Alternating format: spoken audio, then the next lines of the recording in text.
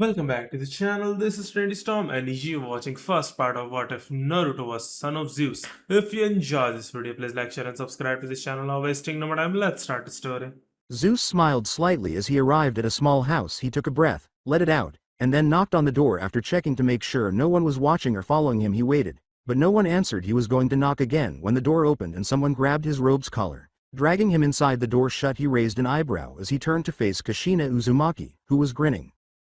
Zeus was drawn in by Kushina for a passionate, tender kiss that lasted for 3 minutes before being broken when Kushina noticed that Zeus seemed to be trying very hard to hide a tiny bit of pink dust on his cheeks. She burst out laughing. Zeus wasn't the best at expressing or displaying his emotions because he was the king of the gods. However, Kushina, a kunoichi from Konoha, has gradually transformed him every day since they first met. The smile said, "Guess what, Kushina?" "What? Why are you so like that all of a sudden?" Zeus asked, his cheeks continuing to burn.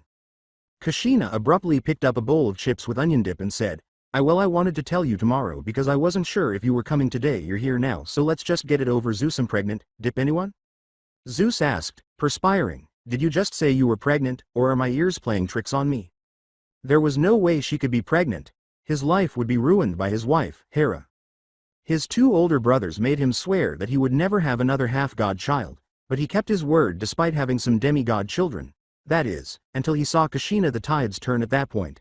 She loves him and he loves her. Given that they are not married, she referred to Zeus as her boyfriend. But it was nothing like that, he said. She pulled good lover friends on him, but they were just good friends. Hera and every other girl were completely different from this one.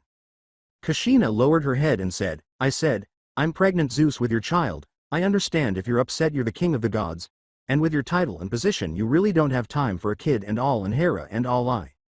Zeus closed his eyes and clapped his hand over her head before opening them to reveal his electric blue eyes. I love you. At those words, Kushina's eyes glistened, and she hung her head back down before swiftly raising it with a broad smile. Zeus was always smiling, but he never understood why she did that, being content nearly all the time, pressing her forehead to his. She whispered, I love you too. Really, I'm thrilled that you are expecting. Zeus smiled toothily. He put his powerful arms around her waist and she put her arms behind his neck, grinning. I don't care about my position, or Hera. You're the only good thing that came into my life, and when our child is born that will be more happiness added to my life, and I'll make sure Hera doesn't get to our child. I won't let this baby end up like my dear Heracles. I will never let that happen again, I promise. He gave her a gentle peck on the lips and then reached down to her stomach, feeling the tiny creature there, which made him smile. How is the baby? Was the first thing Zeus said each day when he visited Kushina's home. Or, is our little one okay? Zeus had many children, but this one was the most significant and his favorite. Even before the child was born, he was already becoming protective. However, Kushina's 9 months of pregnancy weren't the best of her life. She suffered from constant nausea, swollen ankles, and numerous backaches. However, after 9 months, the seal was breaking and she was giving birth, which was undesirable. Kushina Uzumaki says that giving birth is the worst pain she has ever experienced. It really hurts, ya know. Kushina felt the ninetails and the baby preparing to emerge, and she gritted her teeth as he heard her cries and witnessed the Konoha nurse's attempts to assist Kushina in pushing out the baby while she attempted to do so while simultaneously holding the ninetails in. Zeus was perspiring profusely when Zeus heard ninetails roaring inside his lover. The demon was prepared to emerge strong. Kushina, however, wouldn't allow him to leave her body. I see a head, exclaimed a smiling nurse. A few more pushes, Kushina, and you'll be done in no time. Kushina nodded, gritting her teeth as she felt Ninetails struggle to free himself on the final push. Zeus and Kushina heard a baby's small cry as her teeth sharpened and her nails grew longer and sharper. Zeus's eyes grew wide with joy and happiness as he hurried over to the nurse holding the baby. With a gentle smile, the nurse informed the parents, it's a boy. She then handed the wailing baby to Zeus, who took it with care. The infant resembled Zeus in certain ways, with Kushina's nose and Zeus' electric blue eyes, and despite being bald, he had a few strands of blonde hair on his head. The baby shut its eyes. The crying abruptly stopped as soon as the baby's electric blue eyes opened again. The king smiled as the baby gazed at Zeus with interest when he heard Kushina wailing in agony because the ninetails were nearly exhausting her. His head shot upward. She had taught him sealing jutsu, and he had to use it as Zeus prepared to execute the jutsu. A 7-year-old boy's head popped up from a nightmare. Sweat trickled down his face, and the boy appeared to be sleeping in a box that he covered with ripped newspapers and used soiled couch stuffing to rest his head on. With a dejected expression, the boy lay back down. He wore a white tank top with holes in it, orange shorts with scratches, light bronze skin, electric blue eyes, whiskers on his cheeks, spiky golden hair with dirt on it, and bare feet. The boy looked familiar, but homeless. Naruto. We're back! Exclaimed a boy with pineapple-shaped black hair, fair skin, a short-sleeved gray shirt, torn brown pants, black boots, black eyes, and what appeared to be some bruises and scratches on his face. It's me. Shikamaru, Sakura, Sasuke, Ino, Choji and Kiba. The boy disclosed that when Naruto poked his head out of the box, his eyes glowed with joy upon seeing his companions. With a joyful smile, he leapt to his feet and ran towards them. I missed you guys. At that, Kiba arched his brow and said to the blonde, who rubbed the back of his head sheepishly, Naruto, we've only been gone for a few minutes. Kiba was wearing a dark blue jumpsuit jacket and dark blue jumpsuit pants. He had red fang marks on his cheeks, messy brown hair, sharp black eyes that resembled vertical slit pupils, blue boots, and scratches on his face and clothing. Choji groaned as he ate a big bag of chips with delight. Choji was a husky, robust man with spiky brown hair, a chubby face, light blue sandals, a green torn shirt with short sleeves, a chubby fist and arms wrapped, silver round small earrings, and red swirl markings on his cheeks. Choji, did you steal those from that poor elderly man? Ino asked her best friend, glaring at him. Ino had green eyes, fair skin, short, slightly disheveled pale blonde hair, a purple shirt with dirt on it, a purple skirt that was hardly torn, small silver round earrings, and black boots. I was starving. We rarely eat, Choji pouted, lowering his head a little. We're going to die out here. Yesterday we ate nothing. Oh yeah, at least today we got some stuff. Naruto saw that each of them was carrying large brown bags filled with various items. Naruto scowled at the bruising and scratches on their bodies and faces. They lived in an alley in the Bronx of New York City, which is what happened to them while they were there. They were all homeless when they first met at the age of 4. They chose to be their only family despite not knowing who their parents were. One large family of best friends who supported one another. Sakura put one of the bags on the ground and asked the others, did we really have to steal this stuff? Sakura had light green eyes, a pink sweater with a distorted red heart in the center, a white skirt, black sandals, a large forehead, short pink hair, and a red bow holding it in place. Yes, we did. Do you want us to just lay here and die from starvation? Sasuke said dryly, setting down the bag he was carrying and putting his hands in his pockets while frowning. Sasuke wore a black shirt with a high collar, the Uchiha crest on the back, white shorts, and black sandals. He had black eyes with a hint of blue in them, and black hair with spikes in the back and bangs hanging on the sides of his face. Oh, Sasuke. I was just joking, Sakura exclaimed, blushing and holding her hands together. She was secretly infatuated with Sasuke. Naruto's eyes widened when he heard tiny barks. What the hell was that? When Kiba saw the white puppy run up and rest on his head, he smiled. Oh. This is Akamaru. We found him on Bird Street all alone with no family. He's homeless, just like us, so I am going to keep him and take care of him. He'll be the family pet. Sasuke informed Kiba. We already have enough mouths to feed, Kiba. He closed his eyes and took a seat on a rock, crossing his arms. Kiba gritted his teeth and hissed, so, at Sasuke, Akamaru is just like us. He needs a home. If we left him, he would have died. Naruto started to say, guys, let's not fight, but was interrupted by a loud growl. Then everyone turned to face Choji. Choji pointed at Akamaru and remarked cynically, oh, that's right, face the guy who has an appetite. Maybe it was Akamaru.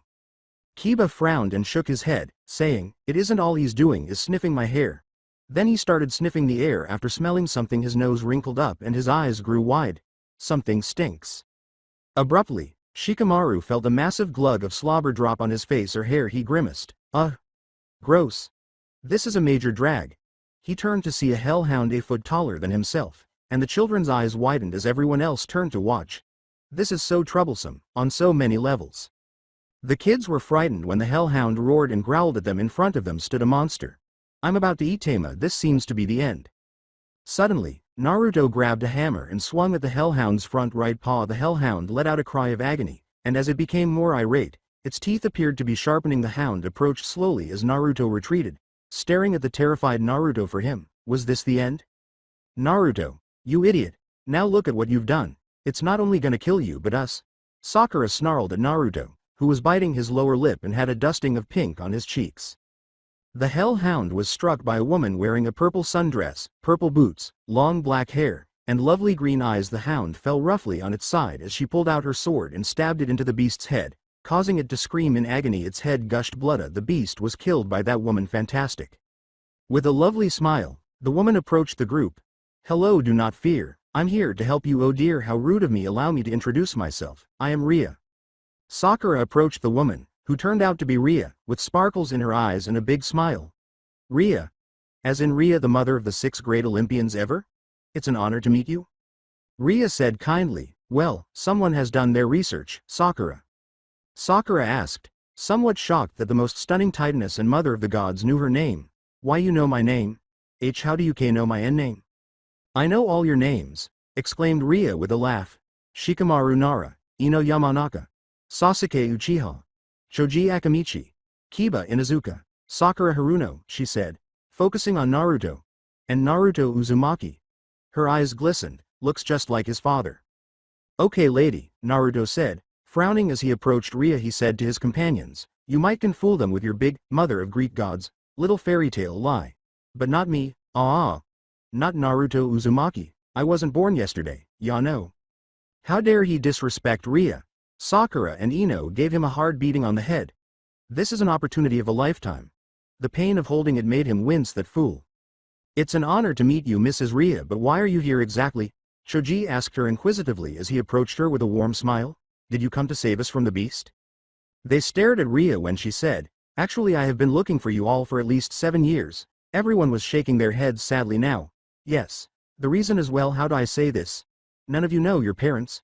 Sakura was about to respond, but Ria interrupted her. Well, do you know about Greek gods? She asked. I'm not one of them. Greek gods as in Hades, Zeus, Demeter, Hestia, Hera, and Poseidon? Sasuke asked, causing everyone to blink in shock.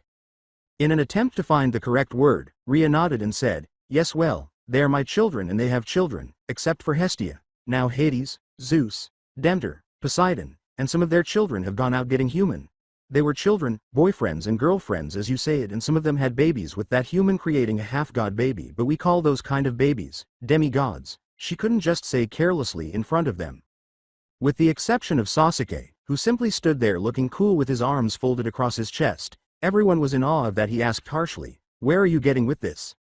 You all have one godly parent and the other parent is immortal. You are all demigods, Ria exhaled. Everyone let out a startled gasp. Were they demigods? Was their father or mother an Olympus god? Thus, Shikamaru questioned, who are our godly parents then? I'm hoping mine won't be a complete bore. After inhaling deeply, Ria grinned and said, Ino Yamanaka, you are the daughter of Poseidon. That means you are my granddaughter. Ino exclaimed, no way, I'm Poseidon's daughter. She turned to her grandmother and embraced her tightly. Abruptly, tears streamed down her face. She sniffed. Thank you. Ria gave Ino a hug. Even though Ino didn't expect her to, she had never experienced this feeling in her life, but she enjoyed it. Ria glanced at Sakura. Sakura Haruno, you are the daughter of Aphrodite, but do know one thing. Being Aphrodite's daughter, the rest of her children love to play with other people's hearts. Don't be like them, got it? Yes, ma'am. Sakura said with a firm nod of her head before turning to face Sasuke. She blushed and said, no wonder I'm so gorgeous, right Sasuke? Naruto gagged when he saw that Sasuke was ignoring her. Kiba Inuzuka, you are the son of Demeter, making you my grandson. You should be lucky to be her son. You love animals, right? Replied Ria. Nodded. Yeah. I love him so much that I'm keeping this stray dog as my new pet. But I totally hate cats. Other than that, I love a bunch of animals, he laughed. Then you'll be a great gardener, Ria grinned. When Kiba heard the word gardener, her smile vanished. Wait, what? Ria informed him, Shikamaru Nara, you are the son of Ares? If there is a war, you should be great fighting in it. Shikamaru sighed. Ah, great, I knew my godly parent was going to be a total drag. How troublesome. Ria turned to Choji, who was grinning, and said, Choji Akamichi, you are the son of Hephaestus. You must be very crafty. With a sheepish rubbed neck, Choji pouted. Food, maybe machines, not really. Perhaps his father's abilities haven't yet taken effect. Sasuke Uchiha, you are the son of Hades. When Sasuke heard that, everyone's eyes widened in shock. The lord of the underworld was his father. With a sigh, Sasuke took a seat on the ground. Ria mockingly said, and finally the great Naruto Uzumaki. This caused Naruto to cross his arms and complain. You are the son of Zeus. A huge smile appeared on Naruto's face as his eyes grew wide. Yes. My dad is the ruler of the gods. That must mean I must be the prince of Olympus since dad is the king, right? Rhea replied. Sure, that means you can control the weather, summon storms, summon lightning bolts, create lightning, control air. There is just so much power, especially when the ruler of the gods is your father. Your father is my baby boy, in fact, so you're my grandson. Rhea replied as she was about to leave. She noticed that nobody was moving. Well, come on, get up. You're all coming to my home to live with me. Los Angeles, Ray's mansion. Rhea opened her mansion's door. She sniffed her mansion, which, as usual, smelled like sunflowers in bloom. She constructed this mansion, which was white because it brought back memories of her previous residence. There were white columns outside the house as well. The Titaness returned home with her 7 demigod children from the Bronx, New York, so she wasn't alone. All of the children entered and looked around. This was the largest house they had ever seen. In fact, this is their first time in a home. As his grandmother was closing the door, Naruto said, "Hey, grandma. What's a Titaness like you doing out here in the mortal world?" "Well, back at Mount Olympus. All Titans weren't allowed on Mount Olympus. I accepted my fate. I thought it would be nice knowing how mortals are, so I moved here in Los Angeles. I bought this land and built my own home, but when I heard some of the gods that I am close to had children from a human, I set out looking for you all. Some of children come here to visit me," Rhea clarified. Sakura grinned and said, "It's a beautiful home. Thank you, sweetie. Poor kids, they have no idea what a mother or father's love is, even though their parents didn't intend to abandon them. I can't help but notice how they appear. What do you know? They could slip into some new clothes. I might have more monsters will be coming for them. So I have to teach them how to use their powers. If I want to keep them safe, I have to protect them. I'll send them to Camp Half-Blood when they turn 14. Granny?" Rhea snapped out of her reverie and looked directly into Shikamaru's eyes. "Yes? Do you think we could put on some clean clothes?" Shikamaru asked Rhea after clearing his throat, "'Cause these clothes are a total drag." Rhea ruffled his hair and whispered to him, "You didn't even have to ask, sweetheart," her gaze straight up at Naruto and Kiba, who were attempting to murder one another while posing as gods. She laughed. With his eyes rolling and his arms slapping behind his head, Shikamaru said, "Oh, come on guys. Now you're just being real troublesome." "Fear the power of Ares," exclaimed Kiba as he dashed after Naruto. Naruto jumped on top of Kiba and yelled, "No, fear the power of Zeus." Before they both fell to the ground, they engaged in wrestling. Sakura and Ino both deadpanned. Sasuke thought, "Idiots," as he looked at his two friends fighting. Choji leapt in and dove on top of Kiba and Naruto as they attempted to stand up. At that, Choji, Kiba, and Naruto moaned. Choji moaned, "Maybe I should have done something else. This feels like a restart of raising my own children. I guess I'm getting another chance." Mumbled with a smile, Rhea said. After 7 years, Kiba's voice asked, "Is that all you got, Naruto?"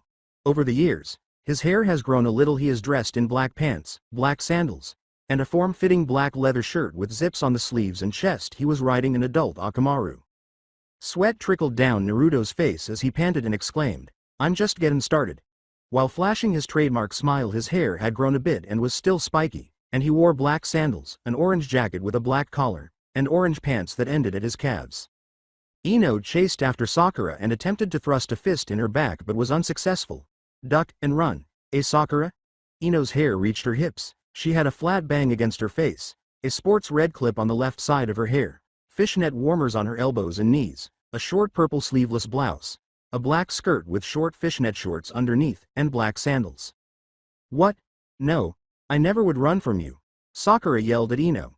Knitting her brows, Sakura's hair was nearly shoulder length, and she accessorized her sleeveless red top with black gloves, black low-heel calf-high boots, black shorts underneath a short pink apron skirt, and pink elbow protectors. Choji ran as he shouted, "All right, Shikamaru Sasuke, taste my fury."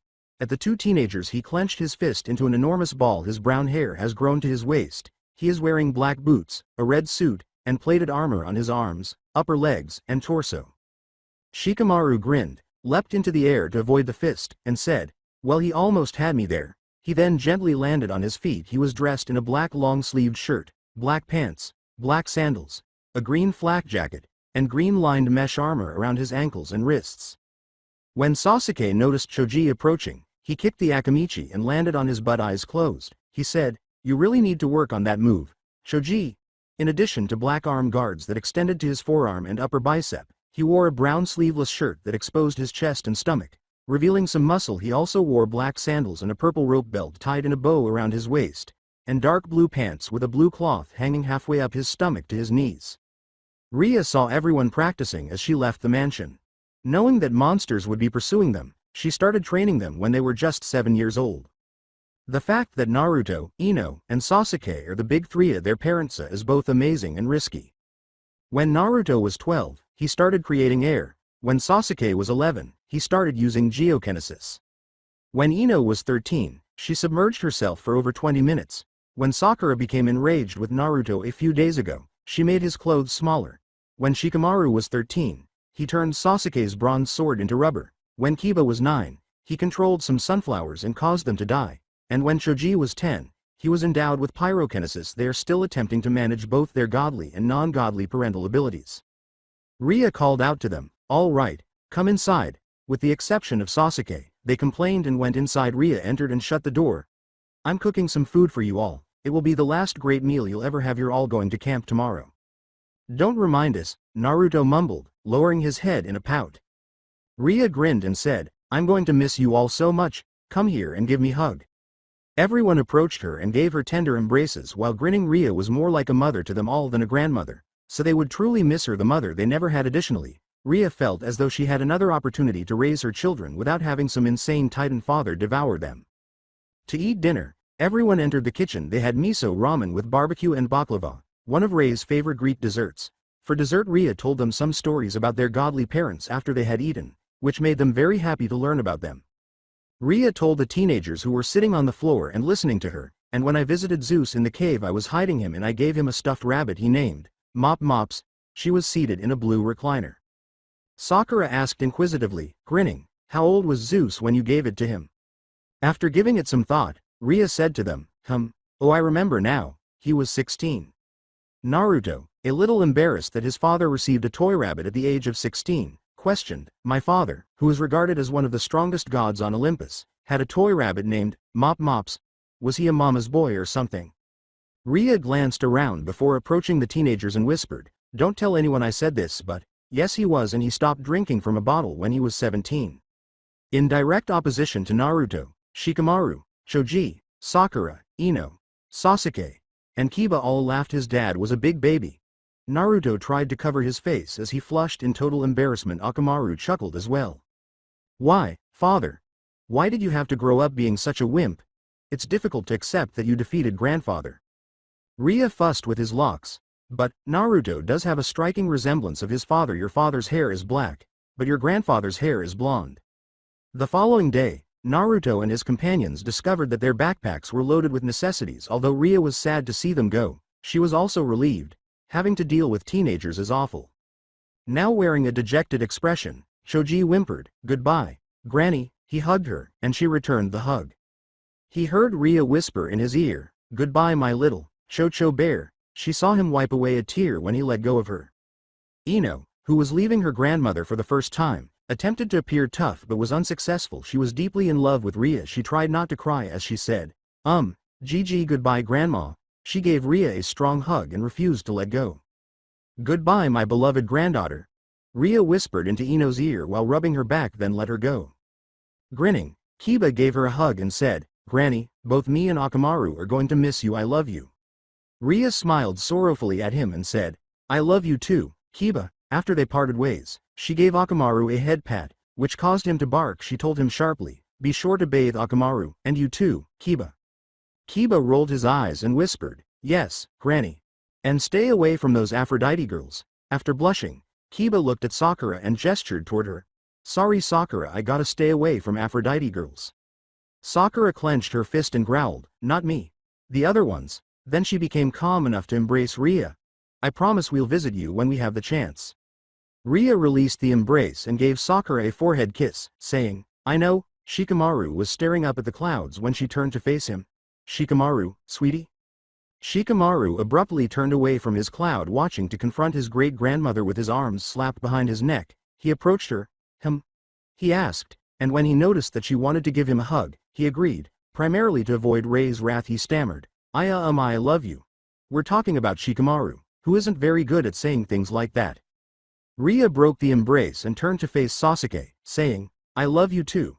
Sasuke, who always seemed to be the recluse, approached her grandson and gave him a hug. His eyes grew wide, but he managed to give her a hug in return and his lips formed a tiny smile.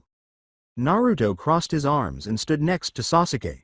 Dude, look at Sasuke. Naruto said. I'm thinking he is, but I am, me, Uzumaki Naruto. Have faith.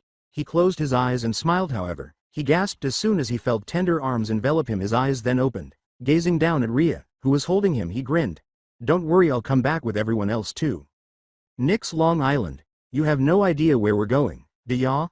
Naruto asked Kiba, who was directing everyone to Camp Half-Blood. Unfortunately, they've ended up in the woods somewhere. Well, it's supposed to be here. Kiba yelled at the son of Zeus, pointing to a tree as he looked up from his map. Sasuke walked up to Kiba and snatched the map away from him, browsing it. No wonder we're lost. The so-called leader was reading the map upside down. I'll lead, Naruto suggested with a grin.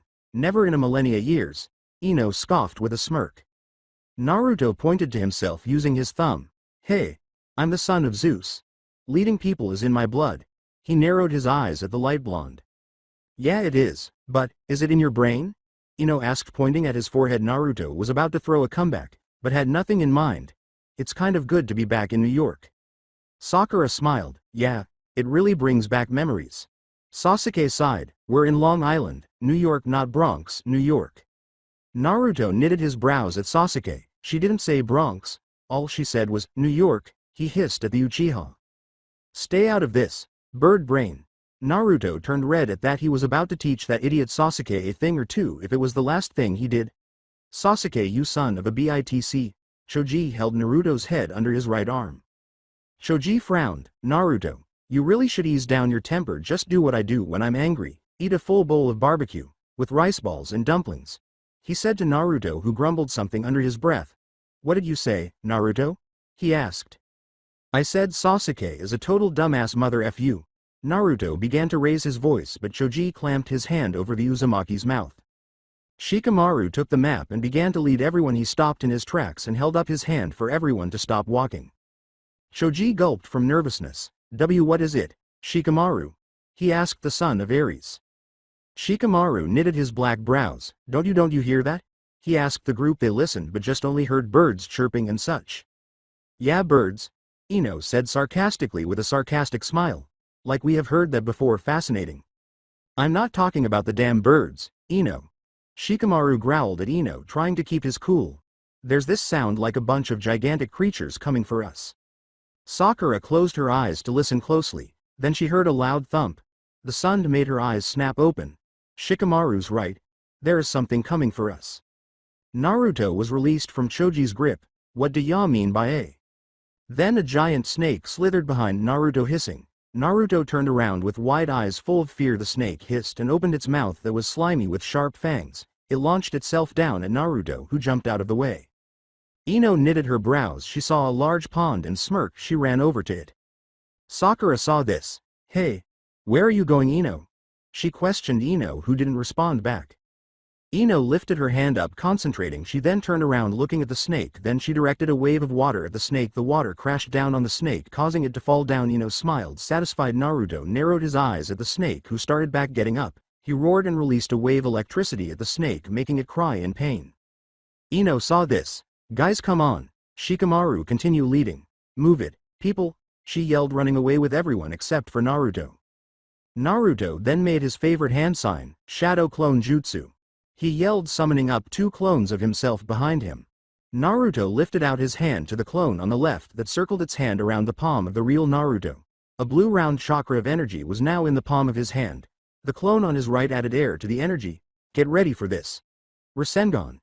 He roared, running towards the snake and striking it in the throat, causing it to blow up. He turned around, running away. While Naruto was running, he tripped over a small stump. Oof. He yelped, tumbling in a pile of leaves. Naruto coughed, sitting up. He saw that the sleeve of his jacket was ripped. He got up to his feet, running, trying to find everyone else. He saw the entrance of a camp or something. He stopped at the entrance, looking up the sign, trying to read it, but it was in Greek. But then the words swirled around and then it read, Camp Half-Blood. When Naruto entered, his eyes glowed with excitement and widened with delight. After that, Naruto witnessed a fight between some demigods and a girl his own age. She wore a long-sleeved gray shirt, blue skinny jeans, purple and gray shoes, fair skin, dark brown hair, and gray eyes. She also wore brown battle armor on her torso with a wooden sword in her hand. The girl hit a man in the stomach, causing him to fall to the ground. She eliminated 11 guys by herself. Naruto grinned before blushing. The girl searched for another opponent before spotting Naruto. She surprised the blonde by approaching him, and they were now in direct contact. Naruto blushed as he greeted the girl. Hi. Who are you? The girl gasped. I've never seen you here before. Whoa. Thank you for introducing me. Naruto cleared his throat and said, I am Naruto Uzumaki. I just got here, cause I'm a half-blood, so I know have to be here. He blushed. Naruto. You do know what your name means, right? Not really, it means fish cake, fish cake. The moniker caused Naruto to flush. He said to her, cool, so what's your name? Sighing, the girl said, Chase Annabeth, Chase, daughter of Athena. Naruto stammered, feeling dizzy from blushing. Whoa. You're a wise girl. You must be great at fighting. I saw you fighting those guys, so you are a pretty great fighter. Unimpressed with Naruto, Annabeth crossed her arms and said, cute. Who is your godly parent, Fishcake? After giving it some thought, Naruto told her, shall I tell her? After all, we are now friends, right? She said I was cute, so I believe she likes me. My godly parent is Zeus. Naruto tried to speak, but his voice was muffled by a hand clamping over his mouth. The hand belonged to Annabeth Chase, a pretty girl he had recently met. He acted like a complete moron when he first met her, which was only 2 minutes ago, but to his credit, he hasn't spent much time with girls. Ria, Sakura, and Ino are the only girls he has ever encountered. It's not his fault at all. You idiot! Annabeth hissed at him, narrowing her eyes. What is wrong with you? You can't just go waltzing around here saying names of one of the big three. Especially when, she whispered into his ear, they aren't supposed to have any more children. He smiled as her breath tickled his ear. Fortunately, he was no longer flushed now. He removed her hand from his mouth because that would have been awkward. Why aren't they supposed to have kids? They swore on the river Styx to never have kids anymore. We cannot have them breaking the promise again. With a raised eyebrow, Naruto repeated, again? With a dubious look. The absence of his Greek mythology caused Annabeth to roll her eyes and say, yes, again. This'll be the second time they broke the promise. Not really listening to what she was saying, Naruto nodded. She was attractive for a tough girl, and his attention was focused on her stunning steel eyes, which seemed to sparkle in the sunlight. Actually, whoa, she's more attractive than Sakura. Grandma, too. And that's quite a statement. I hope she doesn't have a boyfriend, but I wonder why would I hope not? I wonder, is she someone I like? I can't, or can I? No, yes, no, yes. And wait, what is preventing me from liking her? She's gorgeous. An absolute a babe. It wouldn't bother me to see her now. Annabeth asked, are you even listening? To him, Naruto snapped out of his reverie. Why were you staring all willy-nilly at me? No reason. Naruto snorted. He was confronted by a girl about his age who had long, stringy hair, brown eyes, a white tank top, brown boots, blue jeans shorts, and somewhat muscular arms. Suddenly, someone grabbed him by the collar of his jacket. She drew him in and said, hey there, Goldilocks, what's your name? Gulping, Naruto said, Naruto Uzumaki, Clarice, daughter of Ares. The girl revealed as Clarice introduced herself. With a smirk, she glanced up and down at Naruto before locking eyes with him. You a warrior? Yes. Hey princess! Exclaimed Clarice as she turned to face Annabeth. Athena's daughter turned to face Clarice. She looked up and down at Naruto again before turning back to Annabeth. I'll take Goldilocks here off your hands until I don't want him anymore. Which won't be soon enough. He's kind of cute. Naruto now had a dust of pink on his cheeks. Thanks Clarice, he half smiled at her. After dragging him behind a cabin, Clarice shoved him up against the cabin's wall, surprising Naruto. Of course, what did this girl want from him? Clarice started, I was about to duck your head in a toilet. Naruto scowled and said, but you're different from everybody else here. Just look at your getup. He looked down at his clothes and pouted, asking, what's wrong with it? Nothing, I was just messing with you, Clarice exclaimed, laughing. You look pretty strong, though. Fight one of my toughest guys, and you'll have my respect. Fight? Sure, I'm a great fighter. I took down that gigantic snake in the woods just before I got here, Naruto said with a smile as he got off the wall and dusted himself off. You mean the, Clarice said, blinking, for a moment before turning her head dramatically away. Snake? No one has ever won against that thing. Whoever went toe-to-toe with it always ended up in the grave. She gestured for him to follow her as she moved to a fighting area, saying, but I guess you do have some quality. Come on, follow me, nachos. With a frown, Naruto trailed after her and told her, it's Naruto. In an attempt to contain her laughter, Claire Eyes asked him, "You do know that your name means fish cake, right?" "Yeah, I know." Naruto bit his bottom lip as he flushed with shame. The two eventually came up across this fighting area. On the ground rocks were everywhere. Naruto shuddered at the sight of both fresh and old, dried up blood. A group of children from various cabins were watching a fight, he noticed. "Come on, little punk. Call me that name again. I dare you." A teenage boy growled. He was shirtless, showing that he was quite fit. Brown pants. He was barefoot, light brown hair that was pointing in every direction, pale skin, tangerine-colored eyes. And he was holding this boy about 13 from the collar of his shirt. The boy had 2 black eyes, bruises, scratch marks, and blood was dripping down from his nose and a bit from his mouth. Clarice crossed her arms, laughing at the beaten boy. Naruto saw how bad the boy looked. He narrowed his eyes at the bully. He marched over to the bully, looking him straight in the eyes. "What's your name?" With his brows raised and his tongue on the ground, the bully glared at Naruto and said, "Kent, son of Ares, and you've got some nerve coming up here interrupting me beating the shit out of this Hermes cabin kid. Who are, shrimp?" Annabeth told Naruto. "The name's Uzumaki." Naruto. "Uzumaki, son of..." Naruto recalled. He commanded, "Son of none of your business. Now put the kid down." And everyone began to swoon. "You'll become like the child Kent is holding if anyone tells you what to do." Naruto grimaced as Kent growled, "Listen here, fish cake," and spat. "I'm the top dog around these parts. If you didn't know, no one tells Kent what the fuck to do," he yelled, throwing down. The boy now focused on Naruto. Naruto scowled at Kent and said, "Ya no, you could really use a breath mint right now." Everyone began to provoke. After drawing his fist back, Kent struck Naruto in the right eye, causing him to fall onto his back holding his eye. Naruto moaned as he saw that Kent was going to jump on top of him, but he rolled out of the way unintentionally. Naruto grabbed a shuriken from his pouch and threw it at Kent's arms. Kent became angrier after noticing a cut mark and some blood forming on his bicep. "Show no mercy, Kent. Kill his ass, Kent. We want him bleeding worse than the Hermes kid, Kent. This guy is going to kill me. Damn it.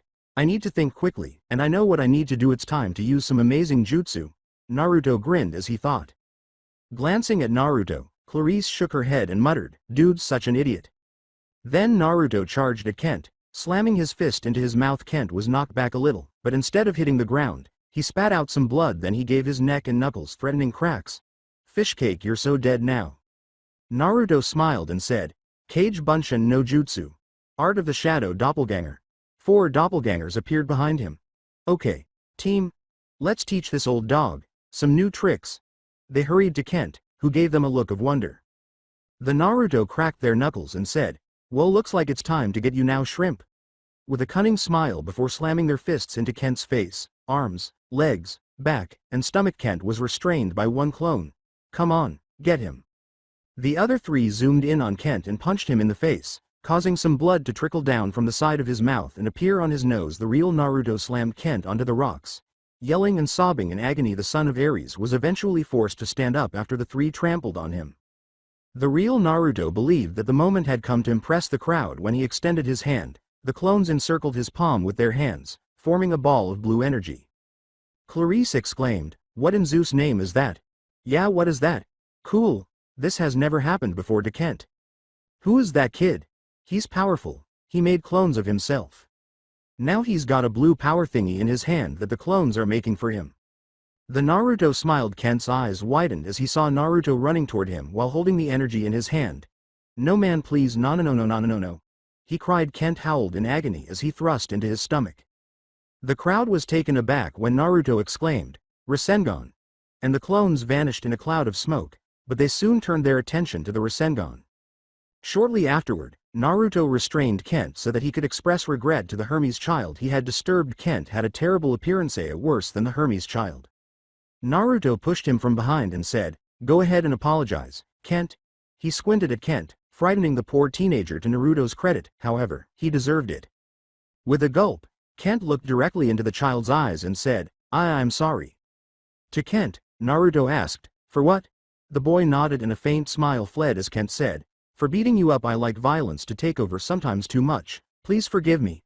Kent glared at Naruto as he released him.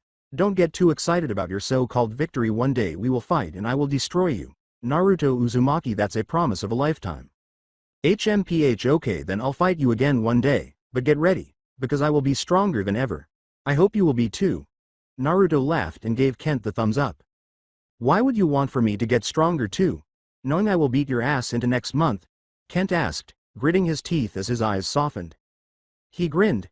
It's because I don't want what happened here again next time when we fight. I want you to get right back up and continue fighting until every ounce of your energy is gone. Because I'll do the same thing, said Kent. After that, he extended his hand for Kent to shake. Good fight. Kent gazed at Naruto's hand before he became enraged as he walked away. He growled, I ain't shaking that hand. Like I said, your ass is mine. While holding his side. Naruto scowled at the distressed adolescent. While lowering his hand to his side, Naruto yelled in agony as Clarice approached him and gave him a hard punch to the shoulder. What? I did what you said, Naruto sobbed while massaging his shoulder. I'm just showing affection, in a harsh way. Clarice winked at Naruto, causing him to blush and rub the back of his neck sheepishly. I like you, Goldilocks, this time I mean it. You're the first ever person to take down Kent. You're okay in my book, and you're kind of hot in my book too, you know. With half-blood from Ino, camp along with everyone else, Ino left Chiron's office. However, they promised to search for Naruto and do other things, so Ino left on her own. But in this camp, I was totally lost. I'm lost. Damn it, in what location would I be if I were Naruto? Oh, a ramen restaurant, of course. They don't seem to have those here, though I detest this, but I did get to see some attractive guys who were even cuter than Sasuke. Sakura was able to accompany Hima. Damn that girl. I wonder who. Ino ran into a man who was a year older than she was before she fell. The man grabbed her, and when she looked up at him, she saw a dashing satyr. He had dark skin, black hair, black eyes, a black goatee, brown warrior armor on his torso, extremely muscular arms, and legs that resembled goat legs due to the brown fur or hair.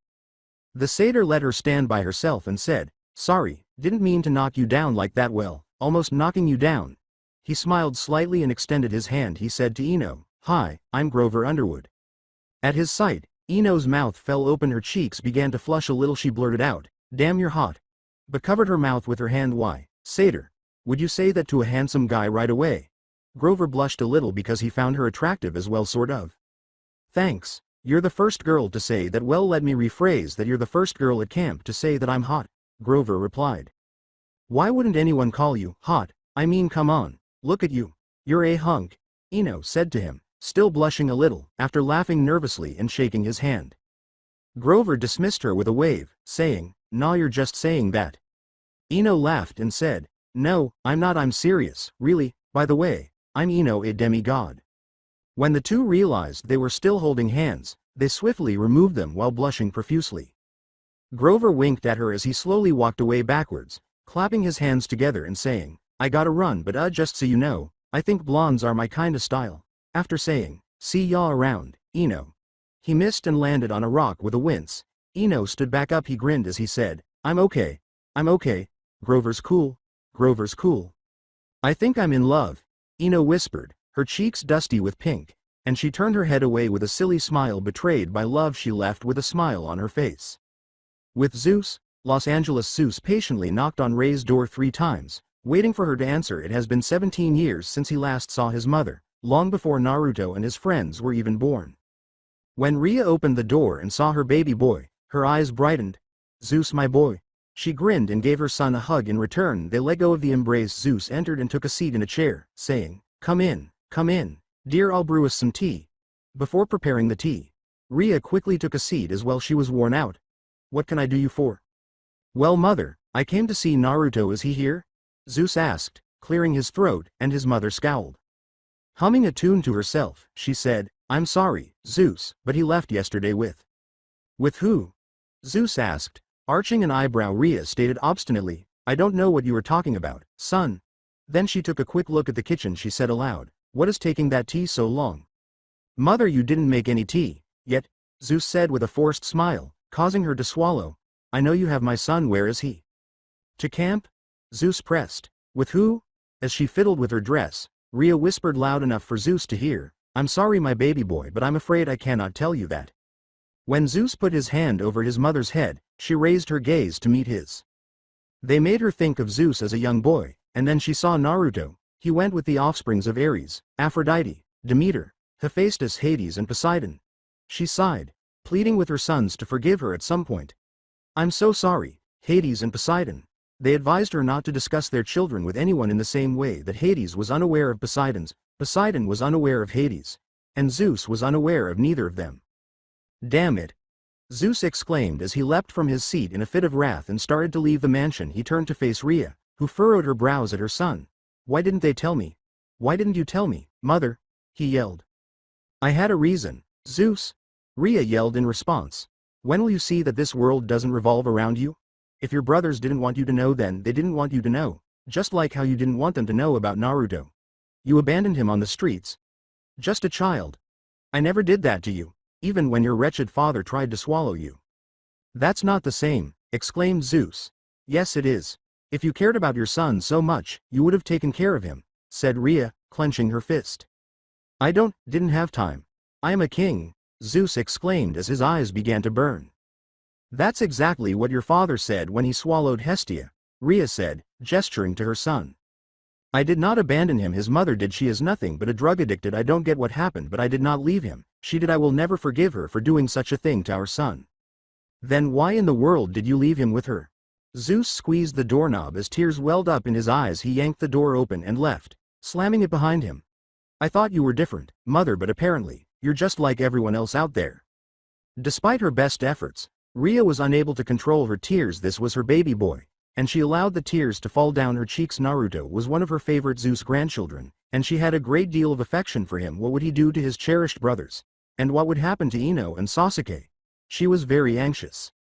With Annabeth, she was reading a Greek mythology book while seated on her bed. It featured the exploits of several well-known Greek heroes, including Perseus and Heracles. She detested reading that page. She looked up from her book when there was a knock on her door.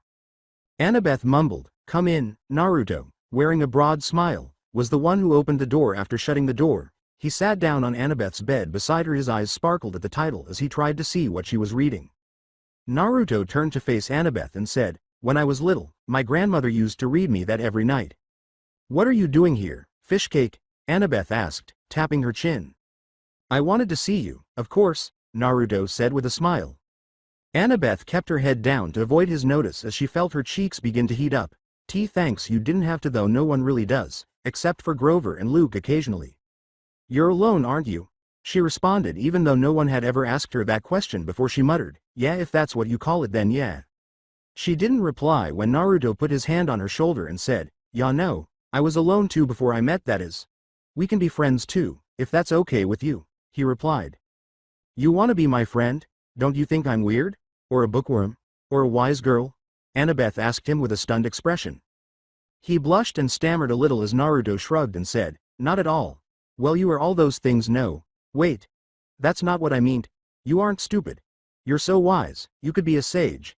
"No, hold on a minute." The two were being listened to by Clarice and a few of her friends outside Athena's cabin. What Clarice was hearing left her speechless. "What?" a girl inquired, intrigued by what Clarice had heard. Glancing to Annabeth's cabin, Clarice grinned and said, "Everyone, spread the news. Annabeth and the new camper Naruto are in there, getting the goods in there, if y'all know what I mean." Everyone regarded her with suspicion, not understanding what the hell she was talking about. With a deadpan sigh, Clarice informed them that Naruto and Annabeth are in there taking each other's virginity. Everyone grimaced after nodding in agreement. "Now go. Shoo. Tell everyone you see, damn it," she commanded, and to Clarice's ecstatic delight, they hurried off telling people.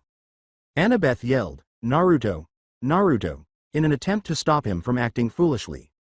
When Clarice heard Annabeth, she thought she was groaning Naruto's name, so she laughed. She continued to listen. Annabeth laughed lightly and said, "Just stop, okay, I get it, don't act like an idiot all the time." When Naruto heard her laugh, he grinned. Then Naruto trailed off. "So we're," with a smile, Annabeth said, "Yeah? Why, yes. Yes. Yes. Yes," Naruto exclaimed. Bouncing about, Annabeth was shocked when he gave her a quick hug, but she accepted it by mistake. He pinned her to the bed. He said, Sorry," before realizing he was standing on top of her. With a flush, Annabeth said, "It's okay." She looked up at him and asked, "Sue, what do we do now?" The door flew open before he could respond, revealing a group of campers laughing and pointing at the two people on the bed with a broad smile. Clarice stood at the head of the campers, gesturing to Naruto and Annabeth. "Here we are, everyone. What you just heard was the sounds of sex which these two campers were doing unprotectedly. This was the laugh of the day, everyone. Really, it was." Clarice chuckled and put on a serious face. This was given to you by yours truly, Clarice. Naruto's face flushed as he leapt off Annabeth. We weren't doing anything of the sort. Honest. Pointing to Naruto, Clarice grinned and said, Liar, we saw and heard you know humping her. She pretended to look at Annabeth and said, not to forget those inappropriate moans. Oh yes. Yes. Yes. Yes. Yes. Annabeth got to her feet and narrowed her eyes at Aries' daughter, saying, Shut up, Clarice. We weren't doing that. We were just discussing plans. Clarice nodded and said, Oh, we know, sexual plans. Get out now. Annabeth yelled, her face flushed, pointing to the exit. After turning to face Naruto, Clarice waved for everyone to leave, saying, That's right, people. Move it. We gotta let them have their second pow-wow. She pointed to Annabeth and remarked, You know Naruto, you can do a lot better than that. Before slamming the door, she sultrily told him, She's too much of a good girl, but I can be a bad one just for you. That was, Naruto said, turning to face Annabeth. I hate Clarice. Always trying to find some way of torturing me. Now she's made me sound like some slut. Annabeth sighed. Naruto blushed and whispered to her, I don't think you're a slut. Annabeth looked at him and replied, Of course you don't. You're the involved in this crap. You know what the hell happened here, and it wasn't anything inappropriate. Should I G? Naruto said, gesturing toward the door. Annabeth grabbed Chiron's hand and said, No, you have to talk with Chiron about being here and stuff. I'll go with you. As they left the cabin, a group of campers erupted in excitement upon witnessing the two holding hands. When Annabeth noticed this, she and Naruto both blushed and withdrew their hands. Annabeth and Naruto yelled, Oh come on, as they fled the throng. Mount Olympus, council room. Poseidon had been summoned to the council room by Zeus. He recalled the night his cherished son was born. As he gazed out the window, pondering and thinking about Naruto, he recalled how Kushina was tragically taken away from him. Leaving him and Naruto alone, he looked after his son for a few days before abandoning him in New York. He didn't want the whole Talia and Heracles thing to happen again, so he believed it was the only way to protect him from Hades and Hera. Poseidon, Zeus' elder brother, said, Yo, brother, how you doin'? He was quite muscular, had dark brown hair, dark brown facial hair, a white Greek robe, sparkling sea green eyes, a pleasant tan, and a warm smile. He approached his younger brother. Zeus gave his big brother a slight nod and said, Poseidon. With a small laugh, Poseidon asked, What kind of funk are you in?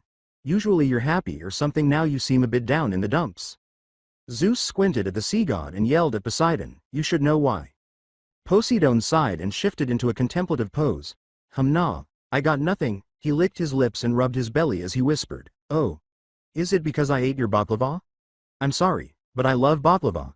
Especially the one mother makes delicious. It isn't about some damn baklava.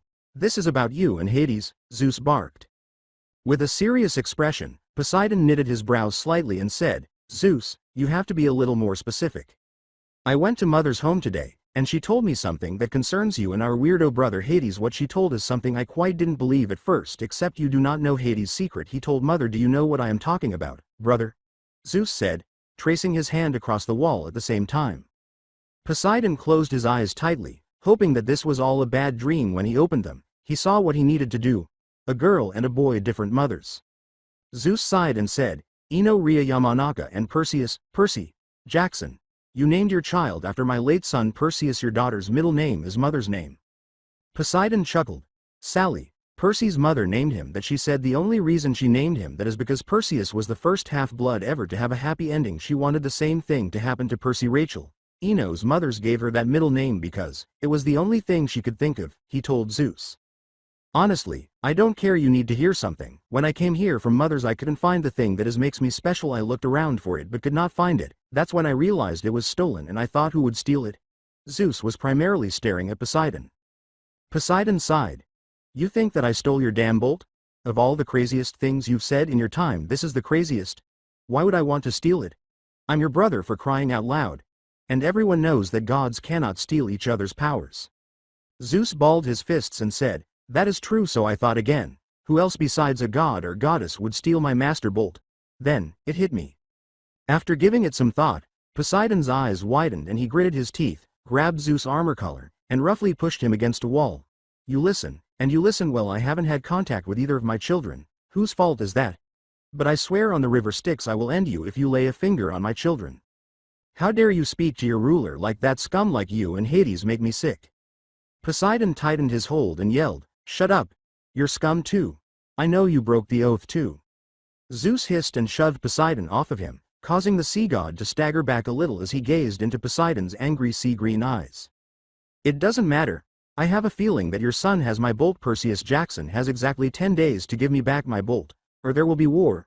He continued to walk away. He threatened, saying, If one of your kids harm my child, I will kill them in an instant. Then he stopped after saying, It's a boy. His mother was amazing Kushina and we named him Naruto Uzumaki. He took off in a lightning strike, leaving Poseidon alone. With a bewildered and doubtful expression, Poseidon muttered, He named his son after Fishcake? Chiron was observing his fellow centaurs as they raced along the shore. Steady on those legs, Acaramus. You'll be down faster than you can say, My ass is killing me. Then he noticed 2 teenagers sprinting in his direction. He recognized the girl, Annabeth, and the boy, but he had no idea who the hell the boy was. Annabeth, Chiron said to the girl with gray eyes. He looked over at Naruto. He questioned Annabeth, but primarily Naruto. Who might this be? Naruto Uzumaki, sir. Reporting for duty, sir, Naruto exclaimed, puffing out his chest as he assumed a saluting stance. Annabeth's face was palmed. After chuckling at Naruto, Chiron turned to face Annabeth and said, Kid's got heart. I admire that. Using her thumb, Annabeth gestured to the blonde and said, Naruto's a new camper. With an understanding nod, Chiron said, New camper you say?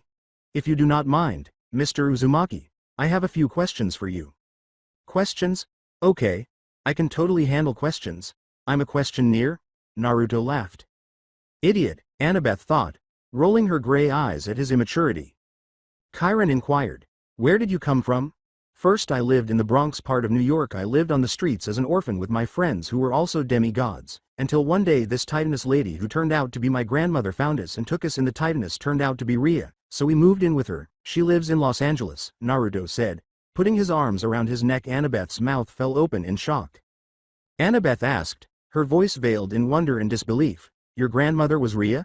As in the mother of the gods Rhea? With a shrug, Naruto said, Yeah, but it isn't a big deal. Gazing at Naruto, Chiron stroked his beard and said, Interesting. Do you know who your godly parent? Naruto became tense as he recalled Annabeth telling him about the big 3, river Styx, an oath, and not to publicly reveal that he is Zeus' mortal child. When Annabeth noticed how tense he was, she put her hand in his, making him blush profusely and smile foolishly. However, when she gave him a comforting squeeze, he snapped out of it, Yes, my godly parent. His name starts with a Z. After giving it some thought, Chiron approached Naruto and leaned in to listen to his ear. He whispered, By the gods, please tell me it isn't Zeus. Squeezing Annabeth's hand, Naruto nodded. Your father is a victim of his own hormones. Chiron laughed and gave a slight shake of his head as he retreated 2 steps. Have you summoned any of your abilities you've inherited from your father? Asked he. Yeah, actually I have. I'm real great at doing air stuff, lightning and other stuff that is a negative. Naruto sighed. He was very good at the air. In addition, he inherited Rasengan and shadow clones from his mother. Chiron grinned and turned to face Annabeth after stroking his beard and saying, Don't worry, it just has to click in training here. It will click, I promise you that. Annabeth, show him around here, and show him Zeus' cabin. Okay. Annabeth nodded. They didn't realize they were still holding hands as they left. When Annabeth and Naruto realized they were still holding hands after feeling the sensation on their hands, they slowly glanced down and blushed. The 2 withdrew in a hurry. Naruto. When Naruto turned to see who had called, he saw his friends sprinting over to embrace him tightly. When Naruto saw his group of friends, he laughed and gave them a hug. In return, they let go of each other. Annabeth tried not to laugh when Sakura punched him in the head, causing him to scream in agony. Naruto. You idiot, we were worried sick. I'm sorry, Naruto whimpered, massaging his head. With a half smile, Shikamaru crossed his arms and said, Naruto, you are such a drag. Thank the gods, you're an okay, Choji exclaimed with a sigh of relief. Whistling, Kiba saw Annabeth and said, Wow, she is a whole cup of As he approached her, Hi, I'm Kiba Inuzuka, son of Demeter, and you are flipping gorgeous. How would you like to be Kiba's girl? He grinned. Kiba's girl, she repeated before laughing, how about I give you a little present? Kiba likes presents. Especially when the present is a babe like you. Kiba rubbed his hands together and smiled as he leaned in closer to her. After pretending to smile, Annabeth put her arm around his neck and drew him closer until their lips were only a few inches apart. She then twisted his arm behind his back and flipped him, causing him to fall roughly onto his back. Kiba let out a moan. "If you're looking for a girl to flirt with, I suggest go to the Aphrodite cabin," Annabeth stated to him. Sakura waved Naruto off, saying, "Well, bye." The others trailed behind her to the training area. "Wait. But we just," Naruto scowled before he sighed, got back to each other. After noticing this and giving him a shoulder rub, Annabeth had an idea. "Hey Naruto, there is someone I want you to meet. She's my best friend actually." After turning to face her, Naruto smiled and asked, "Who?" in a curious tone. Naruto was standing in front of a very tall tree a short while later. "This is her best friend." Naruto blinked at the tree. "This woman is insane. For the love of all ramen, it's a tree." He pondered before deadpanning. He forced a smile as he turned to Annabeth. He pointed to the tree and said calmly, "Annabeth, this is a tree." Annabeth scowled at him, forcing the blonde to cover his mouth before turning to face the tree. "I know, but you really need to know the story of this tree before you judge.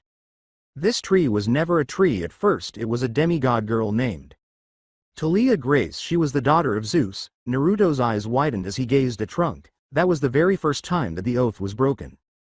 Hades found out that Zeus had broken the oath. He sent monsters after Talia Grover, Luke, and I tried to get her to camp where she would be safe, but she gave herself up to protect us. The monsters killed her. Zeus decided to turn her into a tree, so that gave her another way to live. Her tree protects this camp from monsters. Maybe if I tried hard enough I could have saved her from death." She broke down in tears. When Naruto noticed this, he gave Annabeth a strong, affectionate hug. He reluctantly rested his head on top of hers, and she buried her head in his chest while still sobbing. After that, he placed his hand on the tree's bark and felt its vibrations. "You're a hero, sis. I simply wanted to let you know that your actions will motivate me to emulate you as a great hero." Talia, "I wish I could have met you." Naruto closed his eyes and pondered. "Annabeth, I dunno what it's like to lose a loved one, but I know it must feel like a hole in your heart. You have to accept what happened to fill your heart back. All y'all have to do is never forget your other loved ones, and to always fill your heart with new love." He grinned. When Annabeth raised her head from his chest, she was able to see Naruto's well-known smile. She could also see the sun shining brightly on his face and the wind blowing through his golden hair. The girl blushed from the way he held her, but she had never experienced this feeling in her life. When Naruto noticed a satyr, Ino, and a teenage boy his own age behind him, he furrowed his brow. The two were now behind the three. Grover smiled at the couple as they embraced and quickly separated, clearing their throats. "Hey, Annabeth, oh, you're busy, my bad." He turned and extended his hand to Naruto. "I'm Grover Underwood. As you can see, I'm a satyr, don't judge." Grinning, Naruto shook his hand and said, "Naruto Uzumaki, son of the big guy of the Olympians." With his jaw nearly lowered, Grover exclaimed, "You're you-know-whose son? But how?" "Well, it begins with the birds and the bees you see when a man loves a woman. They, Grover interrupted Naruto. No, never mind." Grover's expression had changed to one of disgust. "Boy, wonder, are people ganging up on you begging to have your autograph?" Ino smirked as she approached Naruto. He raised his arms. "No, I can't tell people who my father is, or the great oath of the river Styx will be broken. Apparently my dad, your dad, and Sasuke's dad made an oath to never have children, but their hormones took over after seeing our moms." Ino rolled her eyes and looked at the boy with black hair, saying, "I didn't need to know that. I just asked if people are asking for your autograph." She introduced the two boys, saying, "Oh yeah, Naruto Uzumaki, meet my little half-brother Phyllis Jefferson." The boy frowned and pointed out to her, "It's Percy Jackson." "Oh, yeah, I don't really care. You have to care, I'm your brother." "Half-brother, still. So, you're a child of Poseidon too?" Naruto asked, blinking at Percy. Percy replied, "Apparently, but you do know that your name means?" With a red face, Naruto exclaimed, "Fish cake." "Yes, I know." Before he sighed and pinched the bridge of his nose, "Make a note to ask your father, why the fuck did you name me after fish cake?" When you eventually meet him, he considered. Annabeth asked her friend, "What are you doing here, Grover?" Grover shrugged, and Percy punched him in the arm. "Oh, Percy saw you and wanted to say hi. I told him that you would squash him like a bug, but he didn't listen." He rubbed his arm and winced. "Ow." After approaching Naruto and Annabeth, Ino drew them to her lips. She stared hungrily at Grover, who was staring at Talia's tree, and whispered, "That satyr Grover is totally sexy and hot." The two were pushed away by her. After clearing her throat, Annabeth said, Okay then." Naruto poked her arm and teased, Does Ino have her first crush other than that bastard Sasuke? He nodded as Ino took hold of his hand and twisted it, complaining, "Shut up, fishy boy." He rubbed it, and she released it. Then she looked at Grover. "Oh Grover." She grinned and called out to him. With wide eyes, Grover surveyed the camp and exclaimed, Guys! Capture the flag is about to start." "Oh my gods! I forgot today was Friday. Damn it," Annabeth exclaimed as she hurried to the location where it was happening. As he watched her leave, Naruto grinned and said, "Yeah, I'll definitely look over her."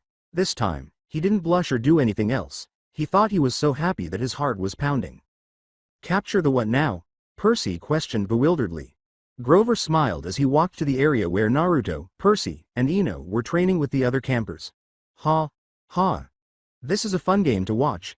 He said he discovered some armor for them to wear during the game. Oh wait, wasn't this training or something? "Ah god. How can you guys wear these things? It weighs more than me," grunted Percy as he attempted to straighten up on him. Grover told him, "Look, trust me, wear it or you'll get killed." "What?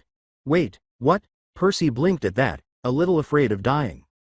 Naruto patted Percy's back and said, "Don't worry, Percy, I got your back, and so does Ino." The Poseidon son looked at Ino, who was talking to Grover. With a sardonic nod, Percy remarked, "Yeah, she's totally got her brother's back. Ino's just got her first real crush on your satyr friend, Grover. I don't see why she likes him. He's good looking and all, but I thought she was into the loner type." Naruto snorted as he observed what Percy was viewing. "Loner type? What do you mean by that?" asked Percy, raising an eyebrow at that. "There's this guy named Sasuke who she really likes, and he's a bastard, who really, and I mean really, pisses me off. He's a cool loner kind of guy. But then there's my old crush Sakura, who madly in love with him. Ino and Sakura like fighting over Sasuke's love, which is stupid. I'm just glad she likes someone besides Sasuke. Sakura on the other hand will probably love him until the end of time," Naruto clarified. "I'm sorry about Sakura," Naruto sighed and grinned, saying, "It's okay, I mean, I kind of think I found my real crush." Percy inquired, "Really? Who?" in an attempt to find out who Naruto liked. Naruto laughed, "I'll tell you, when you're ready you'll be the first to know, cousin." After rolling his eyes, Percy noticed that all of the demigods were preparing for battle. Naruto smiled at what he saw. Chiron yelled, "Heroes! Fighters! Come here!" to the demigods who were going to perform, "Hustle! Hustle! Gino and Dino! Stop lollygagging," he said, turning to face Percy, Ino, and Naruto. "You three, step forward." After some hesitation, Percy was shoved in front of Chiron by Ino, who was behind him. Naruto laughed at what their siblings were doing. "This is Percy Jackson, his sister Ino Yamanaka," Ino interrupted Chiron. "Half-sister." Ino shot Chiron back. Chiron turned to face Ino, who gave him the thumbs up when he asked, "May I continue?" "Now where was I?" "Oh, yes, and Fishcake Uzumaki." "It isn't Fishcake. My name is not Fishcake, it's Naruto," he said, his eye twitching. The demigod children exclaimed, "Same thing," which made Naruto moan. When Chiron said, "They're going to need a team," to the two teams, so one blue and one red, everyone shook their heads and muttered to each other that the three campers wouldn't survive. "We'll take him." A male voice of about 15 years said. He approached the three. As everyone turned to face him, he introduced himself to the three and said, "I'm Luke, son of Hermes. Where's your helmets?" With a nervous smile, Naruto scratched his head and said, "Yeah, see, I don't have one." Ino smiled and said to Luke, "Neither do I." "Embarrassed," Percy said, "No one gave me one." Ino's eyes widened, Naruto gulped, and Percy's face wore a terrified expression. Luke said, looking up at Chiron. "Chiron? You still got your wheelchair? These guys are gonna need it, you three are goners." He looked at Naruto after saying, "I'm playing with you guys. Smile a little bit. It's good for you guys. Especially you, I can tell you smile a lot, am I right?" "Yup," smiled Naruto. Luke turned to face his team, the blue one, and asked, "Anybody's got 3 extra helmets?" His team gave him 3 extra helmets, which he turned to the people in need and held out for them to take. "Please pass them up," he said. Try it on, it'll protect you. Welcome to the blue soldiers, my friends." Percy, Ino, and Naruto put on their helmets as a member of the red soldiers. Annabeth grinned when she saw Naruto but regretted that he wasn't on her side. Why did she feel this way in Zeus' name? "All right. Everyone in position for capture the flag. First team to capture the enemy's banner wins," Chiron stated to the teams, dismissed. After turning around, everyone started to walk to the forest, where they would begin the capture the flag game, but Annabeth's eyes were fixed on Naruto, who leapt to the ground and tossed his hair aside. Naruto grinned as he tightened the armlets around his arms and looked up at Annabeth. Naruto said to her, "Hey, why aren't you going with everyone else?" As she approached him in front of the blonde, Annabeth crossed her arms and said, "I figured I should wait for you, it's the least I can do." With his hands in his back pockets, Naruto snorted and said, "You really want to kick my ass out there, don't you?" Now that Annabeth was inches from his lips, she whispered, "You know I will." It sent shivers down his spine. She turned around and left with the others. Still staring at her, Naruto gulped and said, "Man, that is one crazy chick."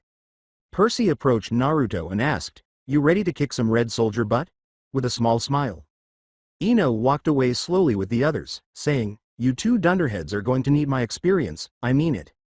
"What kind of experience have you had?" Percy sneered. With a sigh, Naruto patted Percy's head and said, "Don't ask, just don't."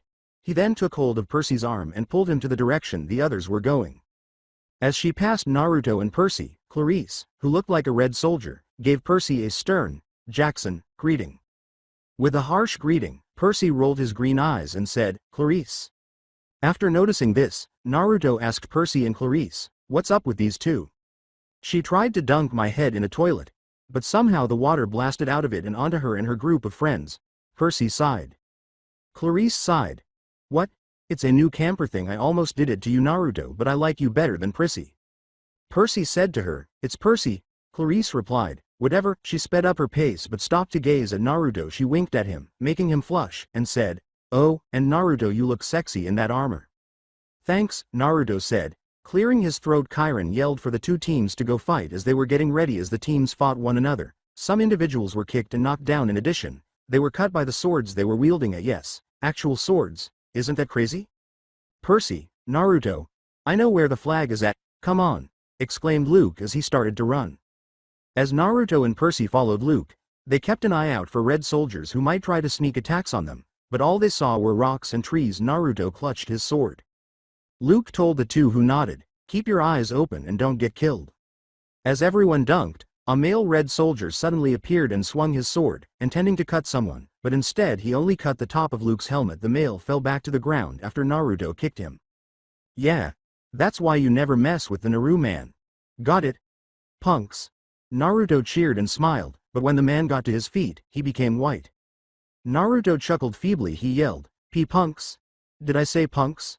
No, what I mean to say was I gotta run from this dude," and fled from the man pursuing him. When Naruto stumbled, he looked up to see the man threatening to slash at him with a sword, but Naruto used the air that blasted out of his foot to blast him away. The man was knocked unconscious after being flung onto a big rock. "I'm good like that. Really?" Luke yelled, "Sons of Ares," as he grabbed Percy and Naruto. Two of them were brandishing swords at the three. Whoa. That's a sword. That's a sword. No kidding. Percy swallowed. Luke commanded, "Percy, Naruto, get out of here, find the flag, go." Naruto and Percy started running until they were exhausted. When the two arrived at a creek, they were actually panting, sweating, and all of the above. Before Naruto saw the red soldier's flag, they fell to their knees close to the water, panting, dipping their hands in it and bringing it to their mouths to drink. Percy raised an eyebrow at this, but then noticed that the flag understood what he was doing. He smiled and tossed down the water. After walking through the water, Naruto touched the flag and started to laugh at his triumph. Percy also joined in on the laughter. "We're the greatest ever," Percy said with a smile. Naruto kissed the flag and said, "Once we bring this back to our team, everyone will be on their knees thanking us for what we did." He was about to pull it out of the ground when Annabeth leapt from a tree, making Percy and Naruto scream. "Didn't someone ever teach you to never sneak up on people?" Gazing into his eyes and observing his movements, Annabeth questioned, "Did you really think that it would be that easy?" Naruto retreated as Annabeth removed her helmet and tossed it to the ground. "You know that my mother is the goddess of wisdom and battle strategy, so you know what that means for me? I always win." "Oh no, if only she didn't currently look so attractive and seductive," Naruto pondered, then grinned. "Annabeth, you win. I, however, seem to lose, but what if we're both wrong, eh?" He screamed in agony as he looked down at the front portion of his right hand that Annabeth had cut, drawing blood. Then she sliced the right side of his face, causing blood to flow and causing Naruto to stumble backward, but he barely managed to maintain his balance. Naruto exclaimed, "Ow, what the fuck is wrong with you?" Gritting her teeth, Annabeth uttered the words, "Fight." When Grover, Ino, and Chiron arrived, they discovered Naruto and Annabeth engaged in combat. Percy got up and grabbed his sword. "Don't worry, Naruto, I'm coming to help," he said, trailing off as he noticed Clarice spinning her sword in front of him. Or not, with a crazy smile, Clarice started fighting Percy, who was unable to keep up. Annabeth twisted Naruto's arm as he swung forward, causing him to retreat a little but failing to notice her approaching to elbow him in the stomach. The blue and red soldiers arrived to witness the altercation between the two. The red soldiers applauded Clarice and Annabeth. He was sent back some after Annabeth kicked him in the stomach. Then, attempting to be himself, he smiled a little. Grover asked worriedly, gesturing to the two, "Chiron, shouldn't we get in there and stop her? She's killing him, man." Smiling, Chiron laughed, "Are you kidding? This is the best part?" Ino chuckled, "Yeah. Plus I'd pay money anytime to see Naruto get beat up by a girl other than Sakura." As Annabeth lunged forward, Naruto used his own sword to block hers. She then drew her sword down, severing his arm and causing blood to flow. She then pushed him down, bringing Naruto to his knees as he struggled to breathe. Annabeth urged them to stand up and fight. "Hero," she scoffed. At that point, he barely had the strength to get to his feet. He swung his sword at her head, but she ducked beneath him and struck him across his armor-covered abdomen. He dropped to his knees again after being violently kicked in the back by Annabeth, which caused Naruto to collapse in defeat as her teammates applauded her win. Annabeth approached them and saw Naruto moan in agony on the ground before slowly turning around to lie on his back. He gazed up at the heavens with electric blue eyes. In his mind, a male voice said, "Naruto, you must find a source of energy to heal yourself. When you find it, you'll become powerful." Naruto felt his wounds and bruises disappear like a forgotten memory. As he closed his eyes, he felt as though he could rule the world because of the strength and power in his body. Annabeth and her team were taken aback when Naruto's eyes snapped open and he grabbed his sword. Chiron, Ino, Grover, and Percy all grinned. When Naruto noticed a red soldier approaching, he smirked and blocked the sword, elbowing the man in the face and sending him to the ground. Another one arrived, but he used his sword to tangle the man on the ground. After flipping him over his shoulder, Annabeth ran up to him, ready to hit Naruto, but he winked at her and put his sword to her throat with his trademark smile. When Annabeth saw that Naruto was going to swing his sword at her head, she ducked, took her arm, and stole her sword, putting one behind her neck and one in front of her. As Annabeth gazed at him, he gave her her sword, which she accepted. Naruto walked over to the red soldier flag and yanked it out of the ground while spinning the sword in his hand. The blue soldiers applauded both Naruto and their triumph. Percy approached Naruto, put his hand around the flag, and held it up alongside Naruto. Grover smiled and cheered alongside Ino. The two gave each other a tender hug before quickly parting ways with blushes. Grinning, Chiron raised his stick. Grinning, Clarice said, "Now he is my kind of man."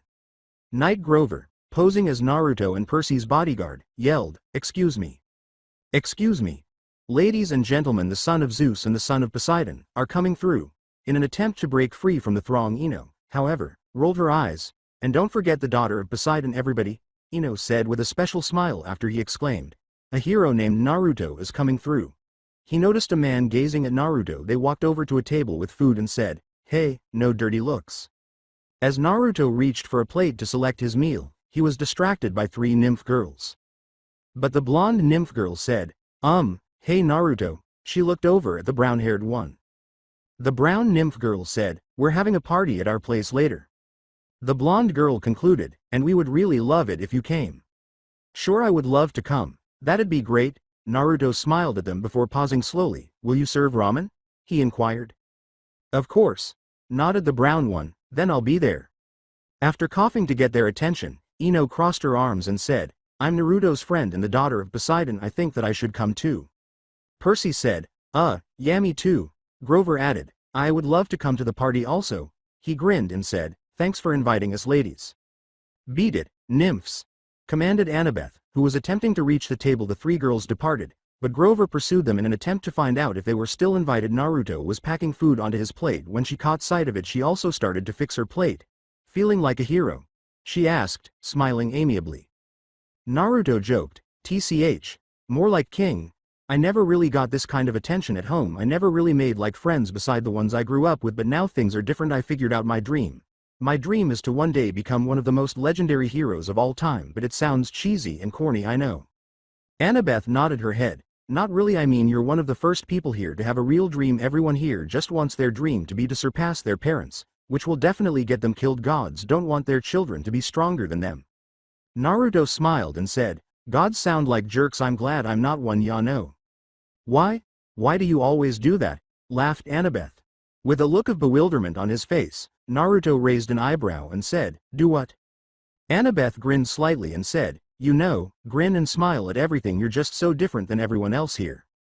I really don't know why I grin or smile or laugh like that. It's a force of habit, I guess, but I feel like it's more than that, like I picked it up from either my mom or dad. Annabeth grinned and said, well, I think that you're awesomely unique, Naruto Uzumaki.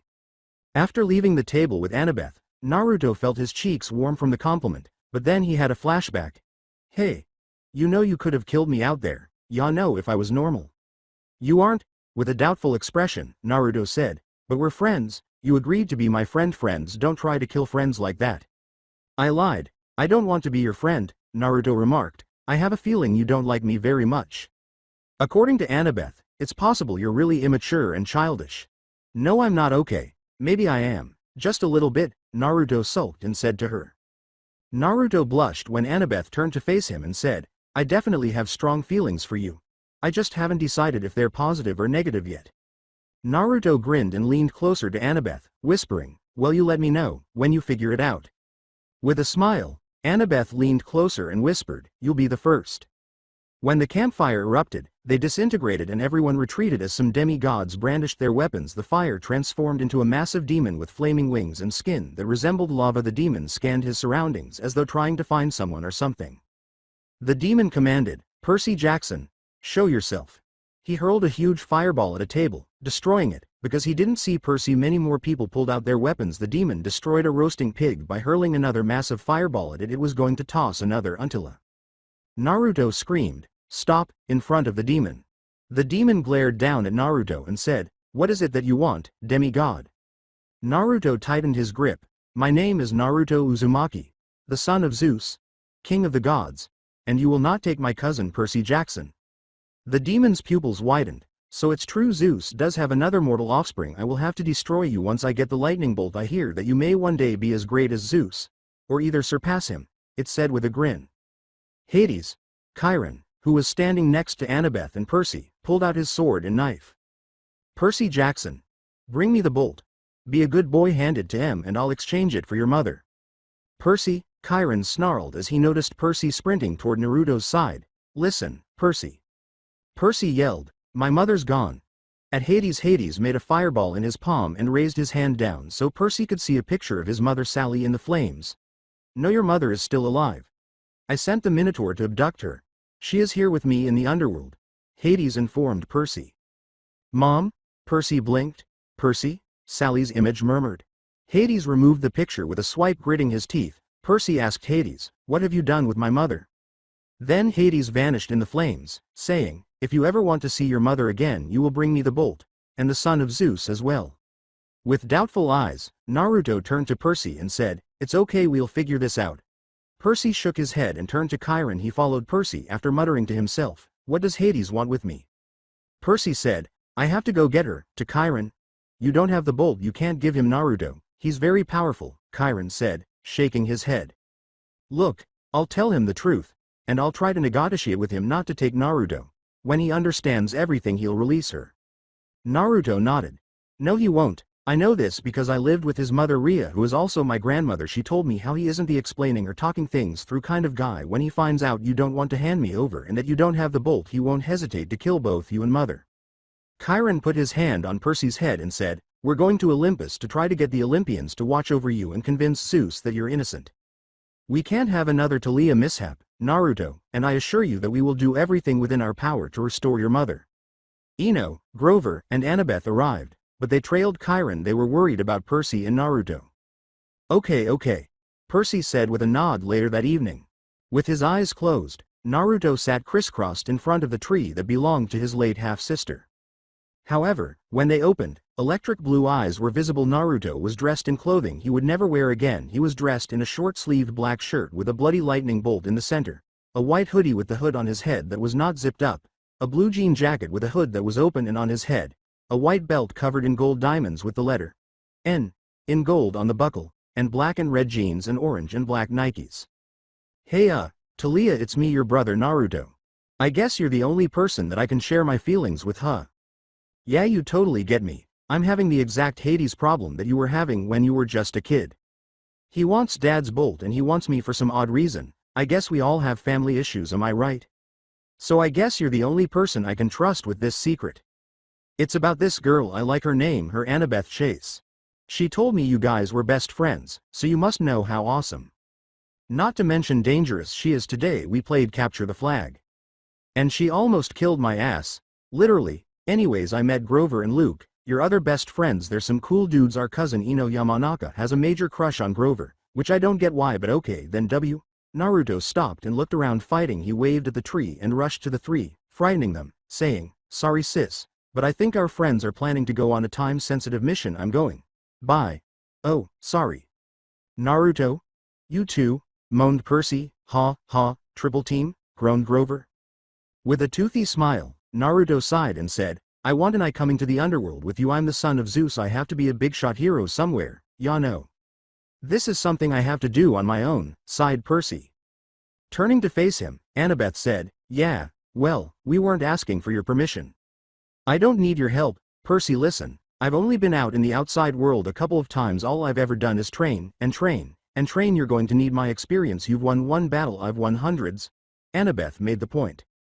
Good point, Naruto said, pointing to her. Percy said, you guys really want to come? To the trio?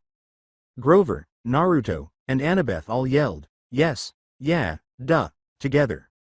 According to Percy, okay, so I guess we're all going. Naruto grinned and said, wait, there's one more important person we need for this group, and I know just the girl for the job. Ino was standing next to Grover a few moments later, beaming and laughing. The fact that his half-sister would be joining the mission startled Percy. No, cried Percy. Oh, shut your trap. I'm coming because I want to, plus your mom is part of our family. Ino gave him a hard blow to the head and muttered under her breath. Grover grinned and said cheerily, well, I for one, am happy that you're coming along.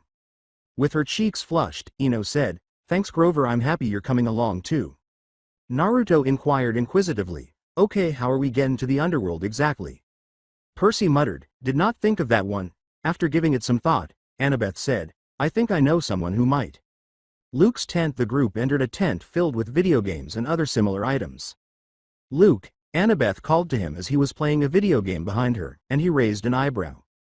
Luke said, hey guys. Before returning to his video game, he stopped playing the game and turned to face the group, saying, Percy, Naruto figured you two would stop by sooner or later. Everybody does to get away from all that Renaissance fair stuff out there. Is that Zombie Death Eaters 8-5 expansion pack? Naruto asked Luke, grinning, pointing to the screen. Luke grinned and nodded, saying, just came out 2 weeks ago. With a laugh, Naruto said, nice, very nice, my fellow Death Eater destroyer. With his arms extended, Luke remarked, well, you know, welcome to the modern world. Grover surveyed his surroundings and remarked, nice stuff. With a slight nod, Ino said, cool, so, what are you guys up to? Luke asked curiously, resting his hands on a table. Percy told Luke, we're going to get my mother back. Oh, speaking up, Annabeth said, your dad is the messenger of the gods, one of the ones who's gotten in and out of the underworld. She asked Hermes' son, do you have any idea how? After giving it some thought, Luke remarked, my dad is a jerk, I've never met him. Naruto and Percy asked, you too? Luke smiled slightly and shrugged, saying, I guess we all have daddy issues. That's because all gods are the same, selfish, they only care about themselves. Naruto exclaimed, that explains a lot. Luke grabbed a medium-sized box and exclaimed, but I once broke into my dad's house and got some really cool stuff. He cleared it of the dust. He gave Naruto the box and said, for you. When Naruto opened the box after sensing movement inside, he discovered 2 pairs of black and white shoes with wings on the bottom. When one of the shoes flew out of the box, everyone but Luke gasped. With a raised eyebrow, Naruto exclaimed, flying shoe? Didn't you pay attention just one bit when Grandma was teaching us about the Olympians? Ino sighed and rolled her sea-green eyes. Annabeth whispered, that explains a lot. Naruto shook his head and gave her a glare. Luke said, my dad's. To them he picked up the shoe and put it in the box, saying, he has hundreds of these little guys. Won't even miss 'em. Look underneath the other one. Naruto took out an old bronze map from beneath the other shoe and gave Annabeth the box. As he unfolded it, you see. People have to the underworld without being dead. Hercules did it. Orpheus did it. My dad does it all the time. Getting in is the easy part. Getting out, well, that's tricky. He looked at the map. This is the map to Persephone's pearls. Naruto heard the name Persephone and now recognized who it was. Naruto questioned them. Persephone as daughter of Demeter. Persephone?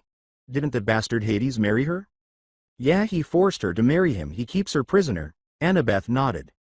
Persephone hates it there. It's hot. He's a weirdo, so she has secret visitors, Luke replied. Naruto asked Luke, why does that sound so seductive? As he started to perspire.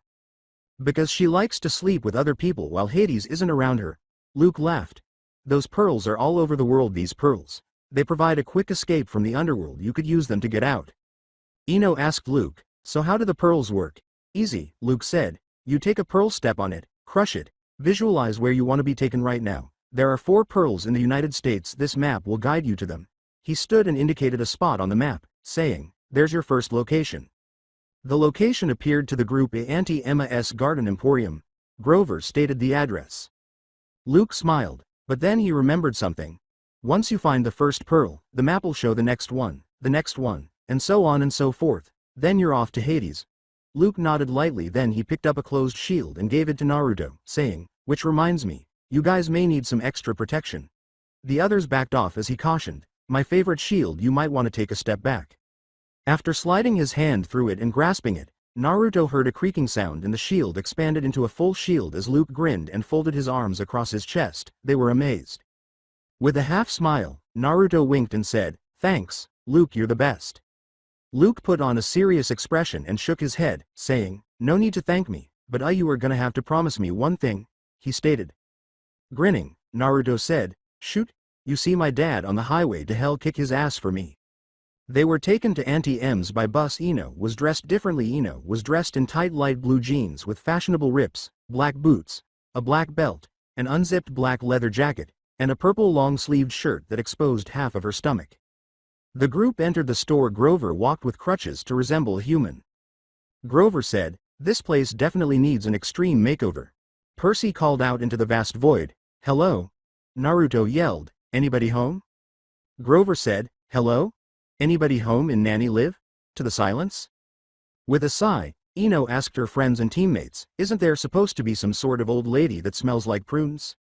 Naruto replied, but they don't like the word, old, call them elderly people. Check this out. They got free sodas.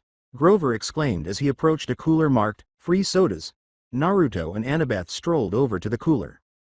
Naruto smiled and said, get me a soda. With a nod, Grover opened the lid to reveal an entire family of black rats. Grover slammed it close, but Naruto and Grover screamed and grimaced when Annabeth saw the rats. She grimaced. Grover said, that's nasty. The health department needs to give this place an F, as he wrung his hand across his shirt.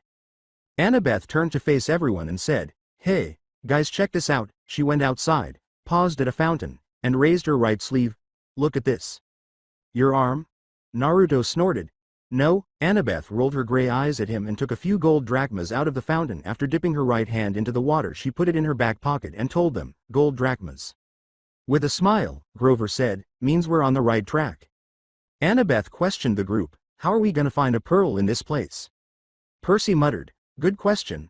Naruto clapped his hands together after saying, okay, we split up into partners and search this place from the down up, to the up down, got it? Good, okay, let's do this, people. Ino accompanied Grover. Annabeth accompanied herself, and he accompanied Percy.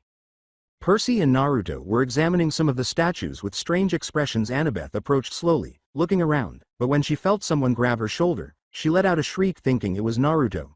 Annabeth raised her hand to slap the person, but she stopped when she saw it was a woman who was sobbing and yelling instead of Naruto.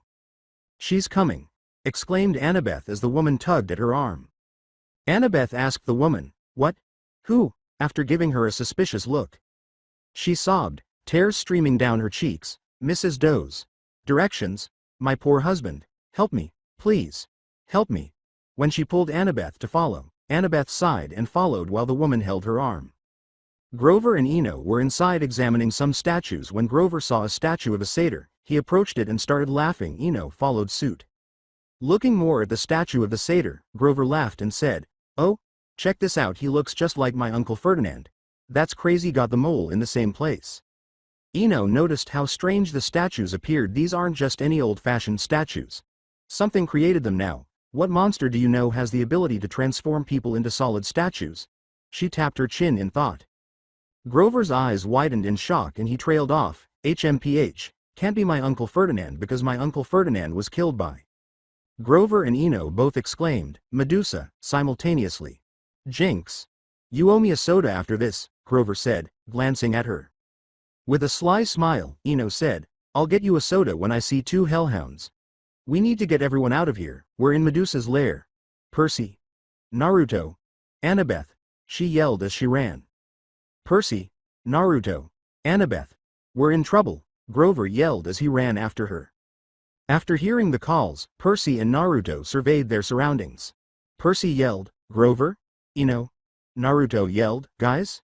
When Percy pulled out his pen and pressed the button, a 3-foot-long sword he named Riptide materialized. Percy and Naruto started running in search of Grover and Ino. The woman continued to run while pulling Annabeth along. The woman yelled, we have to leave before she finds us, as she ran. Who?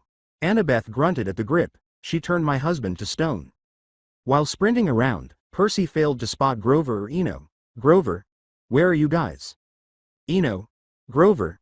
Naruto scowled. Grover shouted, Percy? Naruto?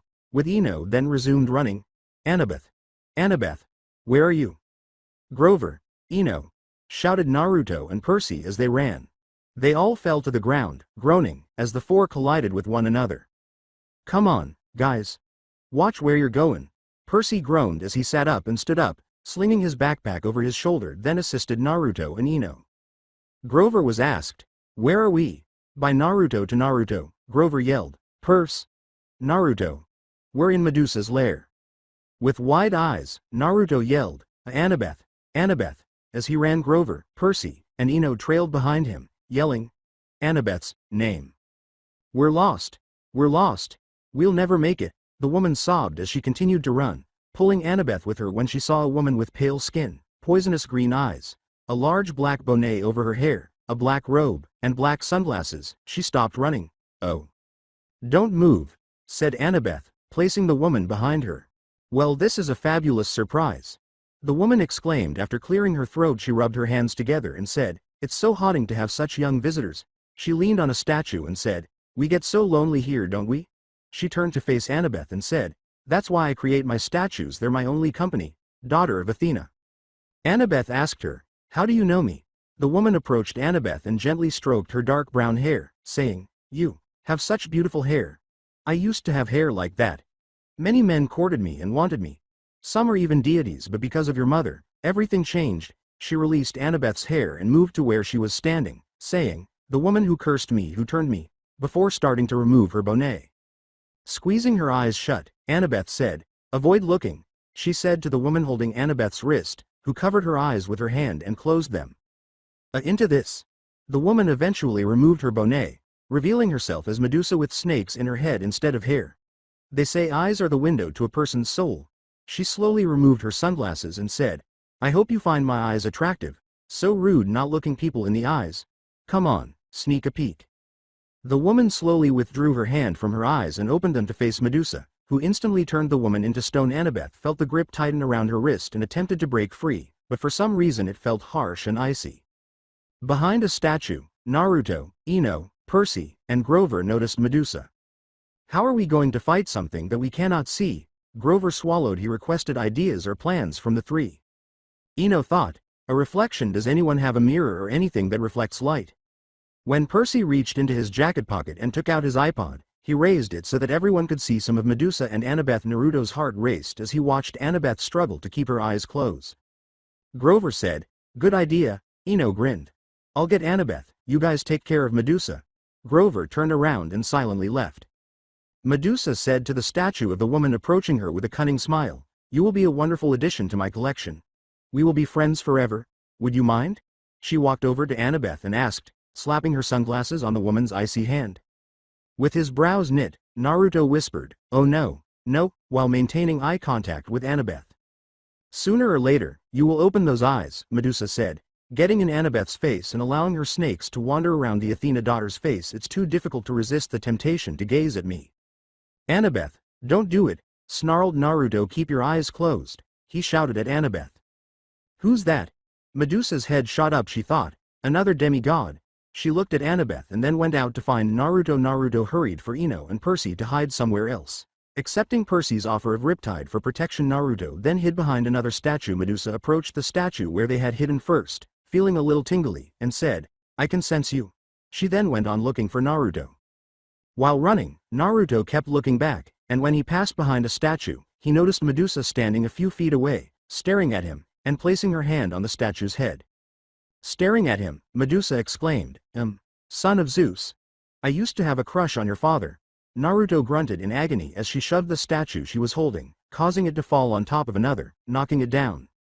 Annabeth looked around to make sure Medusa wasn't close, but she was unable to free her hand from the statue's grip. Then, she heard footsteps behind her, so she closed her eyes once more until a hand was gently placed on her shoulder. Grover's hand was there, and she looked to see who it was. Percy and Ino were behind him. Need a hand? Grover said with a gentle smile. He asked her to back up before raising his crutch. With a sigh of relief, Annabeth said, Oh Grover. He slammed his crutch down on the statue's hand, breaking it off, and she removed it, rubbing her wrist and tossing it to the ground. Thanks, she said. Get moving. Come on. They followed Ino's instructions to run off. Naruto remained beneath the statue, clawing and scratching his way out, and when he saw Riptide a few inches away, he managed to get out a little more and reached out to grab it, but Medusa kicked it away. She then grabbed him out from under the statue, holding him up so that they were now face to face, but Naruto kept his jaw squeezed shut. I hear your cousin has your father's lightning bolt, Medusa said, clenching her teeth. Is it visible to me? She inquired. Lady, he doesn't have it, Naruto yelled. Show me your eyes, they're bluer than electricity, I've heard, or my hungry babies will have to open them for you. Medusa hissed and cupped the left side of Naruto's face before releasing her grip and lowering her head to allow her snakes to roughly prod his face. Get your damn snakes out of my face, lady, grunted Naruto. It would be so unfortunate to ruin such a beautiful face, Medusa said, raising her head before cupping his face once more. She whispered, Stay with me. Naruto, all you have to do is look. Naruto felt himself calm down and was ready to open his eyes. Grover was in the passenger seat, Percy and Ino were in the back catching their breath, and Annabeth was driving the red pickup truck that crashed through the wall, knocking over pieces of statues, causing Naruto to fall and Medusa to fall as well. With her eyes closed, Annabeth raised her head and asked, Is everyone all right? With concern, she asked. Yeah, Ino coughed. Could have been worse, Percy grinned. Grover raised his head, closed his eyes, felt his face, and chuckled, Yeah, I'm doing fine. Medusa knelt down and slapped the ground, saying, Son of Zeus. She hissed, saw a piece of metal on the ground, and got up to examine it from every angle. However, she saw Naruto holding up Riptide in the reflection, and she gasped when she heard a cutting sound. Naruto Uzumaki was the second person to ever decapitate Medusa. As he wiped the blood off Riptide and onto the truck's hood, Naruto gasped and spun the sword in his hand, murmuring, Heads up. He glanced at the head on the ground. Now you can open your eyes. Percy, Ino, Grover, and Annabeth leapt from the truck. Grover said, Annabeth, and approached her, who was standing next to Naruto. He gave her a fist pump and complimented her, saying, That was great, great demigod driving. With a smile, Annabeth said, Thanks, it's so awesome that I even hit my head, smiled Percy. Have you heard of these words, Percy? Shut up. Percy rolled his eyes at Ino, who asked him with a tense smile. Grover gave the head a grimace. Annabeth suggested, We should take it with us. Frowning, Grover said, The head? That's sick, They continue to function if you open your eyes, living or dead. You never know when something like that will be useful, Annabeth remarked. Grover let out a sigh and said, You're right, I'm not touching it, though. Come on, man, Percy said, turning to face him. We'll wrap it up until we get some ice, so take off your jacket. Whoa, Grover said, glancing at each of them. Why must I remove my jacket? He inquired. Percy informed him, Because you are the protector. Ino cleared her throat, thinking, And hot? Grover nodded and said, Yeah, you're right, I am the protector. He then removed his jacket and said, So that's why I'm gonna give you my hoodie instead. He gave Ino his jacket before removing his hoodie and giving it to Percy. Disgusting, Percy muttered as he squatted down and buried his head in the hoodie. Grover told him to just throw it up. Grover caught Percy's vomit with a disgusted expression. Percy called out to them, Guys, wait. He noticed two green orbs on Medusa's lifeless wrist and removed them so he could see them clearly. 2 down, 2 more to go. After giving Percy Riptide, Naruto grinned and said, "You know who's the second person in history to be beheaded? Medusa. The first was Perseus, my amazing late older half-brother. The second is Naruto Uzumaki, his incredibly attractive little half-brother." With a gentle smile, Annabeth told him, "You were real great out there." She then ruffled his hair, making Naruto blush. After a few minutes, Grover was behind the wheel of the red pickup truck, with Naruto and Annabeth in the front and Percy and Ino in the rear. "Would have been nice if Luke had warned us about Medusa," Annabeth said, holding up the pearl. Ino said to Annabeth, "Maybe he just didn't know." "Where to go next? GPS from the gods?" DRVing, Grover asked Naruto. Grabbing the map, Naruto said sarcastically, "Let's see, Parthenon, Nashville, oh great." He was searching for their next destination. Grover's eyebrows shot up. "Nashville? Darn home of my least favorite music he said again. "Ha." Percy slept on the window, and Annabeth, Ino, and Naruto laughed at his antics. It was nighttime, and an old country song was playing. Annabeth was soundly sleeping on Naruto's shoulder. Ino was sleeping. Early she was feeling cold, so Grover gave her his jacket, which she is snuggled up in, and Percy was still asleep. Grover's eyes felt heavy, so he closed them and started to fall asleep. The truck was approaching an 18-wheeler with bright lights, and the sound of its horn woke everyone, so Grover turned away. "Let's stop at a night inn." Percy gasped. "Come with me to a night inn," he proposed. With a nod, Grover said, "Yeah, good idea." Oh my god, Naruto said as he sagged in his chair. When they arrived at the Homeland Night Inn, Grover reserved a room for them. Grover chose to watch television with Ino. Percy went to swim in the outdoor pool. Annabeth was reading a book about the origins of Mount Olympus, and Naruto was outside with Percy, but he was setting up a radio and turning it to 103x before writing a letter to Annabeth instructing her to meet him outside. After noticing the letter on her bed, Annabeth started reading it. To Annabeth, "This is crucial, but I need your help desperately because I broke both of my legs out here. Regards, Naruto." Annabeth's eyes widened as she dashed outside and saw Naruto grinning while the radio was playing. She scowled, shoved the paper into her pocket, and moved to stand in front of him. "You broke both of your legs, according to the note you sent me. I don't think they're broken. I'm so terrified of you." The blonde was scolded by Annabeth. Hey, Naruto said. Raising his hands he apologized, saying, "I'm sorry for lying, but I knew you wouldn't come if I told you the truth." "What do you want?" Annabeth asked, surveying her surroundings. She inquired. Taking her hand tenderly, Naruto said, "I want to dance with you." Annabeth blushed and shook her head, muttering, "I can't dance." "I don't care if you can dance or not, I just want to dance with you," Naruto said. Meeting her eyes. "It doesn't need to be flawless," he said with a gentle smile.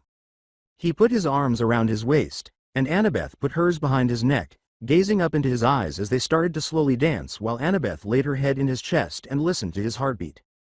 Naruto whispered in Annabeth's ear, "You may not realize it, but you're really incredible."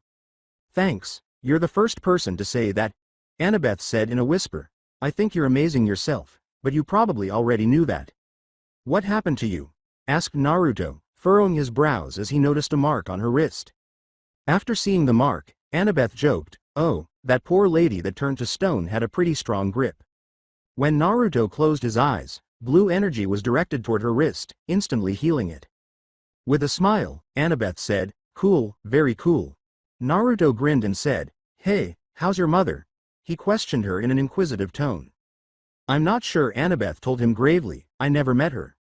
Is it like this for everyone?" scowled Naruto. "Do gods not see their children?" "It's forbidden," Annabeth said with a slow shake of her head. "Your father ruled shortly after our birth that gods were not permitted to see their children." "He's stupid," scoffed Naruto. Annabeth said to him, "I agree, but between you and me, I think sometimes I hear my mother speaking to me," she muttered, "giving me advice when I'm in trouble." "Not at all, I have also experienced that." "Yep, that's your father speaking to you." "Hey, Annie?" Naruto cleared his throat. "Yes?" Grover interrupted Naruto, saying, "Listen, I have felt this way since the moment I saw you. I think I..." "Yeah, Percy.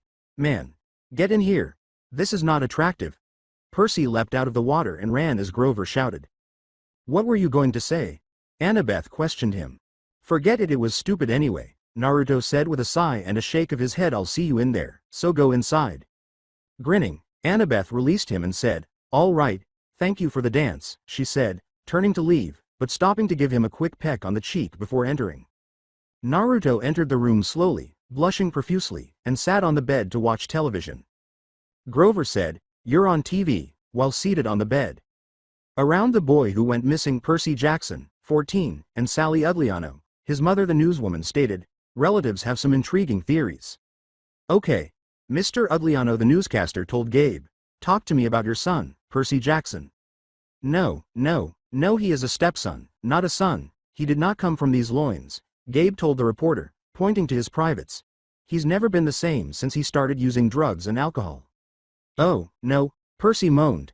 He attempted to murder me 5 nights ago. His crippled friend then attacked me from behind and knocked me out after he threw his mother to the ground. Sally was gone when I woke up. Percy had abducted her, she would never go like this. Oh, shut up, Gabe, Percy said, grabbing the remote control and turning off the television. Fantastic. I'm on the run now. Grover was consuming an empty can of soda. You see, that's what I'm talking about, man. Gabe's always running his mouth, he said, getting up and chewing the can. I busted him with my crutches, and that's why he was upset. He went into the bathroom, then saw Medusa's head in the sink. No, I can't urinate while she's watching me, guys, he said, starting to pick up the snake's head. He complained, pointing to his head. Well, she's not going to stay in here with us, Ino laughed. Yes, without a doubt.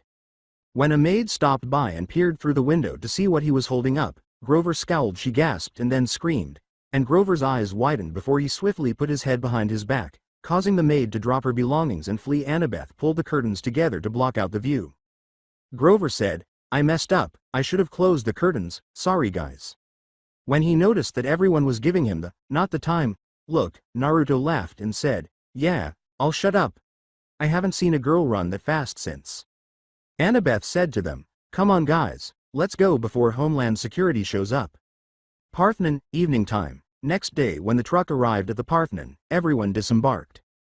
Annabeth muttered in amazement, wow, that's amazing. Complete replica of the Parthenon in Nashville. All right, let's get the pearl and get the hell out of here, Ino replied.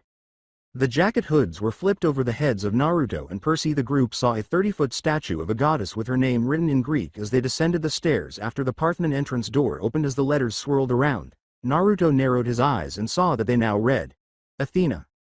Nudging Annabeth, Naruto said, hey, it's your mom. After gazing at the statue, Annabeth muttered, I wonder if she really looks like that. She then turned to face Naruto. We'll find out, I promise. The two gazed into each other's eyes for a while before Annabeth grinned. Grover continued to approach the statue of Athena, saying, guys, check this out, looks like we found another pearl. With a smile, Percy said, that was easy, it's 30 feet in the air, and there are a bunch of tourists, said Annabeth, raising an eyebrow at him. Ino said, drawing attention from the others, I have an idea. Annabeth nodded, and Naruto and Percy turned to go to the restroom. We'll come back after this place closes, come on. Grover said, or I could just throw my crutch up there. He looked up at the crown with the green pearl in the center and said, watch the pearl fall out. Percy called for him, Grover, Perce, I'm just saying it's not a bad idea. It arrived so quickly, and it was nighttime. Everyone in the group dropped their feet to the bathroom floor while they waited for the Parthenon to be empty. As they left, they opened the stall doors. Naruto said, let's move. Yes sir, muttered Grover. Telling them, okay, I'm gonna fly up. Grover nodded and said, cool. I'm gonna use Luke's flying shoes, cool. Naruto interrupted himself, drawing everyone behind a column. I'm gonna, he said. What the heck? Ino asked Naruto, narrowing her eyes. The floors and Athena's statue were being cleaned by janitors, as Naruto and the others observed. Okay, so what are we gonna do? Grover asked the group. After noticing this, Naruto continued to stare, Ino shrugged, and Percy turned to face Annabeth. With a smile on her face, Annabeth took out a harpoon and said, all right, guys, I got this. Grover's eyes widened and he whispered loudly, you got? Whoa, you gonna kill the janitors? All she said was, chill. Annabeth then moved to a different column to get nearer. Those are working-class Americans. After shooting one janitor who collapsed, Annabeth shot another who followed suit, and then she shot still another, before shooting the last one from the statue of her mother. Why the hell did you do that? Grover exclaimed as he and the others approached her. After exclaiming, they're not dead. They're unconscious. Now we've got 30 minutes. Come on. Annabeth hurried to the statue's front. Now she was really hot when she did that. Naruto blinked and smiled at the others. He followed Annabeth and the others, saying, "Let's go." The unconscious bodies were piled up in a corner. After Grover pulled them over, he approached the others and examined the pearl. Grover said, "Yo, what's crackin'?" to them while Naruto was putting on the shoes. Percy was examining the statue, Ino was by Grover's side, and Annabeth pulled out her Apple laptop and video chatted with Luke. "Luke!" exclaimed Annabeth. Luke said, "Annabeth," to his best friend. Annabeth asked him, "How do you turn on the shoes?" "Tell Naruto. He's gotta break into a run kinda like a jet. A jet on runway, but it's gonna take some practice." "Come on, that's your sister," Naruto said, turning to face the statue. "Your own blood and flesh. As your little half-sibling, Athena, please don't let me perish attempting to fly atop that damn thing. Not that you're interested." His hands were rubbing together when he thought, "Please help me fly on top of your statue. I can do this, here." Percy said, "Naruto, wait, go. Whoa. Whoa." Naruto screamed as he ran and his feet lifted off the ground, colliding with his half-sister's statue. He grabbed Athena's chest as he slid down. Grover and Percy's eyes widened, and Annabeth and Ino turned away after noticing this. Naruto swiftly ascended to the crown, and when he saw the green pearl, his eyes glistened. He grabbed his hand, tore it off, and held it up to his friends while grinning triumphantly. Naruto exclaimed, Thank Athena, I got it." "Great," Ino exclaimed, grinning slightly, "you're the man, Naruto." Percy grinned and gave his friend or cousin a round of applause. "Yeah, Naruto," exclaimed Grover. "Yeah, Naruto," smiled Annabeth. When Naruto lifted himself to the ground, his friends welcomed him. He gave Grover and Percy a fist bump, gave Ino a high five, and, much to his delight, Annabeth pulled him into an embrace, which he returned. "All right, let's get everything," Percy interrupted Annabeth. When Percy saw all of the janitors standing together and conscious, he exclaimed, "Oh." Annabeth was released by Naruto. Grover turned to his friends and assured them, I got this." He turned to face the janitors while they palmed their faces. He opened his coat. "All right guys. I'm with Park Recreational Services. You guys have been caught sleeping on the job. You better be I'm not written you guys up, okay? This is the last time?" The janitors all said together, "We've been expecting you, Mr. Jackson."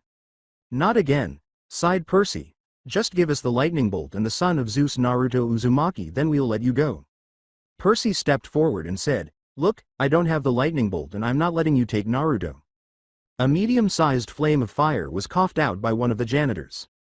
Grover said, nodding slightly, "Okay, this is bad." "No kidding." Naruto swallowed. They all changed into five-headed hydras. The hydra snarled. "Hydra. Guys, watch out because these things can spit out." Annabeth yanked everyone to hide behind columns. The hydra then unleashed a massive blast of fire, exclaiming, "Fire!" Grover was in one column by himself, Percy was behind one with Ino, and Naruto was behind one with Annabeth. The pearl fell close to a table after Naruto's arm caught fire and he patted the flames out. When Naruto saw the hydra slam its head against his shield, he hastily pulled it out. Ino pulled out a knife and began cutting it while Annabeth attempted to punch it. Grover stumbled backwards as it roared at him. Grover leapt to his feet, pulled candy bars from his pocket, and tossed them into the hydra's mouths. Oh, you got a sweet tooth, eh?" he exclaimed. When Naruto spotted a sword close by, he snatched it up and flew in the direction of the hydra, severing one of its heads before severing the other. When one of the heads attempted to devour him, he defended himself and sliced off the head, then another, and finally the final one. He was unaware that Annabeth was shouting at him to stop.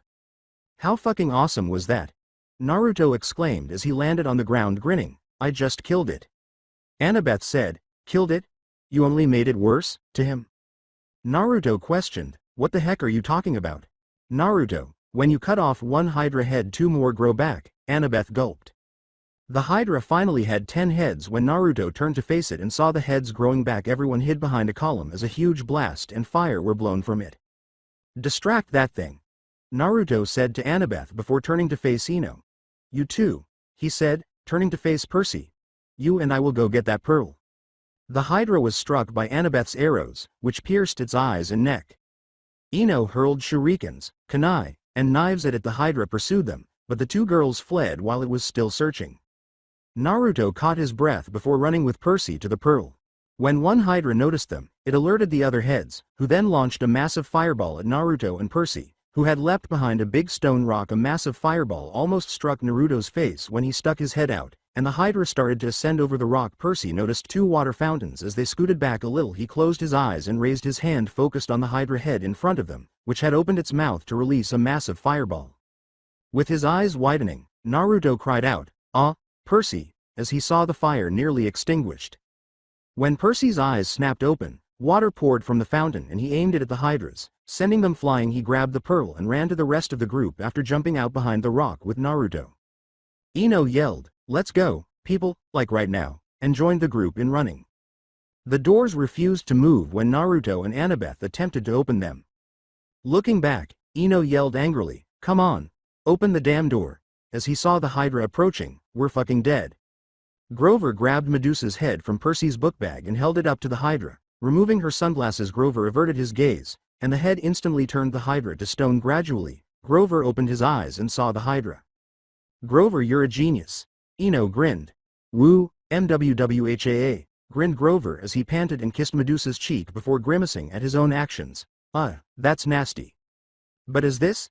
Ino asked as she approached him and grabbed his jacket collar. His eyes fluttered as he melted into the kiss with a smirk. She broke the kiss and then winked at him before leaving Grover in complete shock. He was as stunned as everyone else, but his cheeks were flushed. Night, Music City Diner. Everyone was chatting and eating at a booth, that is, until the news broke. We interrupt your regularly scheduled program with breaking news. Scientists are baffled by what now appears to be a single storm cloud in most of Europe and Asia moving toward the United States. Savage winds, waves around the coastlines of several continents. So far, countries everywhere are preparing for the worst. Annabeth informed them. "The gods are angry." She asked Naruto, "We need to get to the last pearls. Where's the location?" "Hold on, let me see," Naruto said, pulling the map from his pocket and setting it on the table as his eyes grew wide at the scene. "Guys, we got ourselves a good one. We're going to Vegas," Grover said after taking a look at it. "To turn it up," Ino said with a smile. "Nevada, Las Vegas." They were in Las Vegas, and Grover was behind the wheel of the truck. Everyone was in awe of all the lights and other things. "So, 'bout that kiss," Grover said, clearing his throat as he stood beside Ino. To quiet him, Ino put her index finger to his lips and whispered, "We'll talk about that when we're done with the mission." He gave a nod. The Lotus Casino and Hotel caught Percy's eye. "Lotus Casino. Oh, I've been waiting for this," Grover exclaimed to them as he parked the car and got out. "All right guys, listen. Never split the 8s up with the 10s. We're not here to gamble, remember?" Annabeth said to Grover, who chose to ignore her. "We got poker, we got blackjack," Naruto smiled and said, "I wouldn't mind gambling." Annabeth gave him a hard blow to the arm, causing him to rub his arm and cry in agony.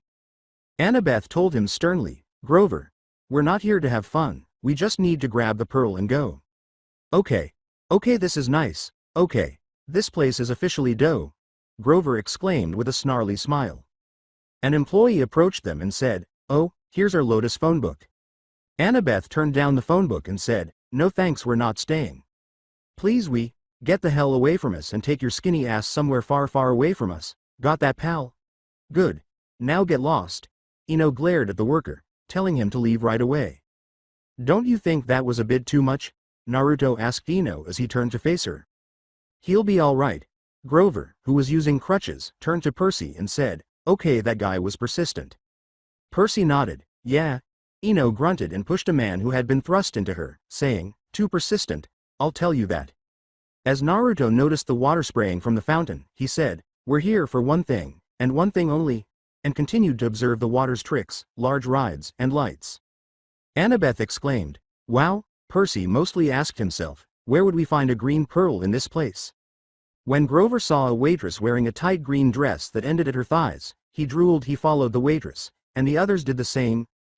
Maybe on a cocktail waitress or a showgirl. "Let's look there," he said. In fact, how would Ino appear wearing one of those gowns? I must advise her to purchase one, he considered. "Would you like to try our lotus flower? It's so good, it's our signature dish."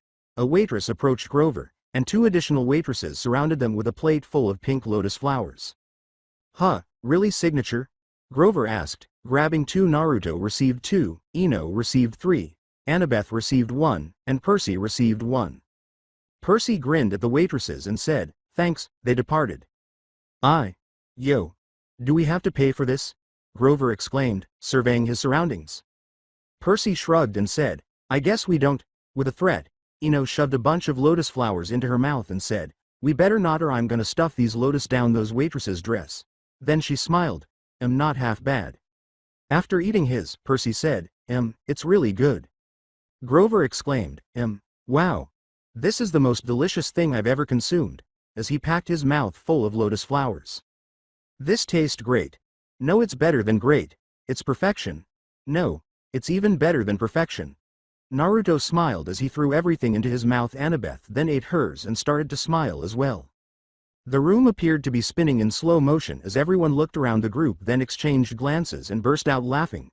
Wow. They were able to escape the chuckles and other commotion. Annabeth said, guys, why don't we stay here for a while?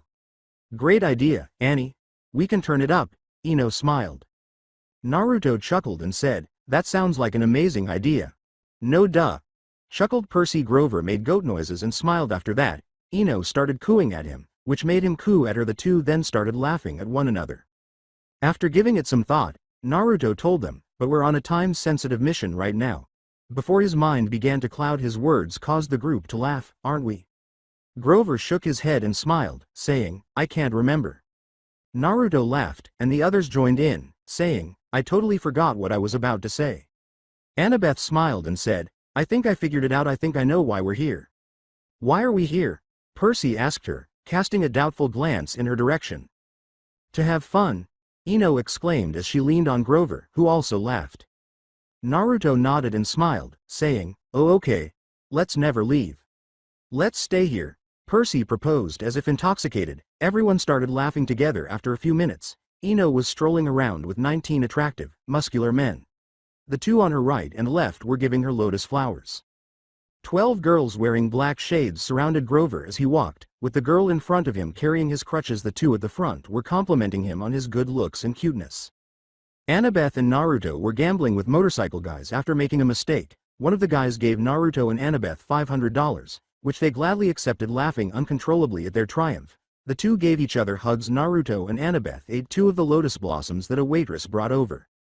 After winning at poker, Percy began to dance when he noticed a waitress. He grabbed the entire plate of lotus flowers and gave some to the boys and girls who were playing the game with him. They gladly accepted. Ino was in a massage room with cucumbers on her eyes, her hair down, and a white robe on while washing her hair. The men massaged her scalp, painted her fingernails and toenails, and massaged her neck and shoulders. As she relaxed, she began to nod off. Grover was on stage, dancing like Michael Jackson, while Naruto, Ino, and her group of guys, Percy, and Annabeth watched. Grover was wearing an orange muscle shirt, a black fedora, and no pants to cover his goat legs. Everybody received a lotus flower from a waitress. Just as Naruto was ready to put one in his mouth, No, Naruto, don't eat the flower. It dulls the senses, keeps you prisoner here, he heard a voice say. Now that he remembered, his thoughts finally became clear.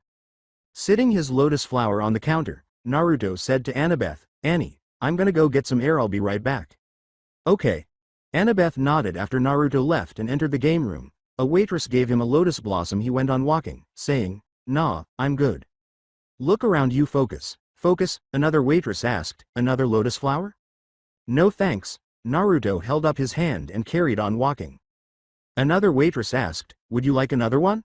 Naruto grunted angrily, not hungry. He kept moving until he noticed a man who appeared to be in his mid-20s staring at an iPhone. He approached the man. He smiled and said, Hey, you got an iPhone? iPhone? What iPhone? The man asked Naruto, looking up at him doubtfully. What in blazes is that? Naruto pointed to the iPhone the man was holding and said, that's an iPhone. The man angrily exclaimed, we're in 1953, son.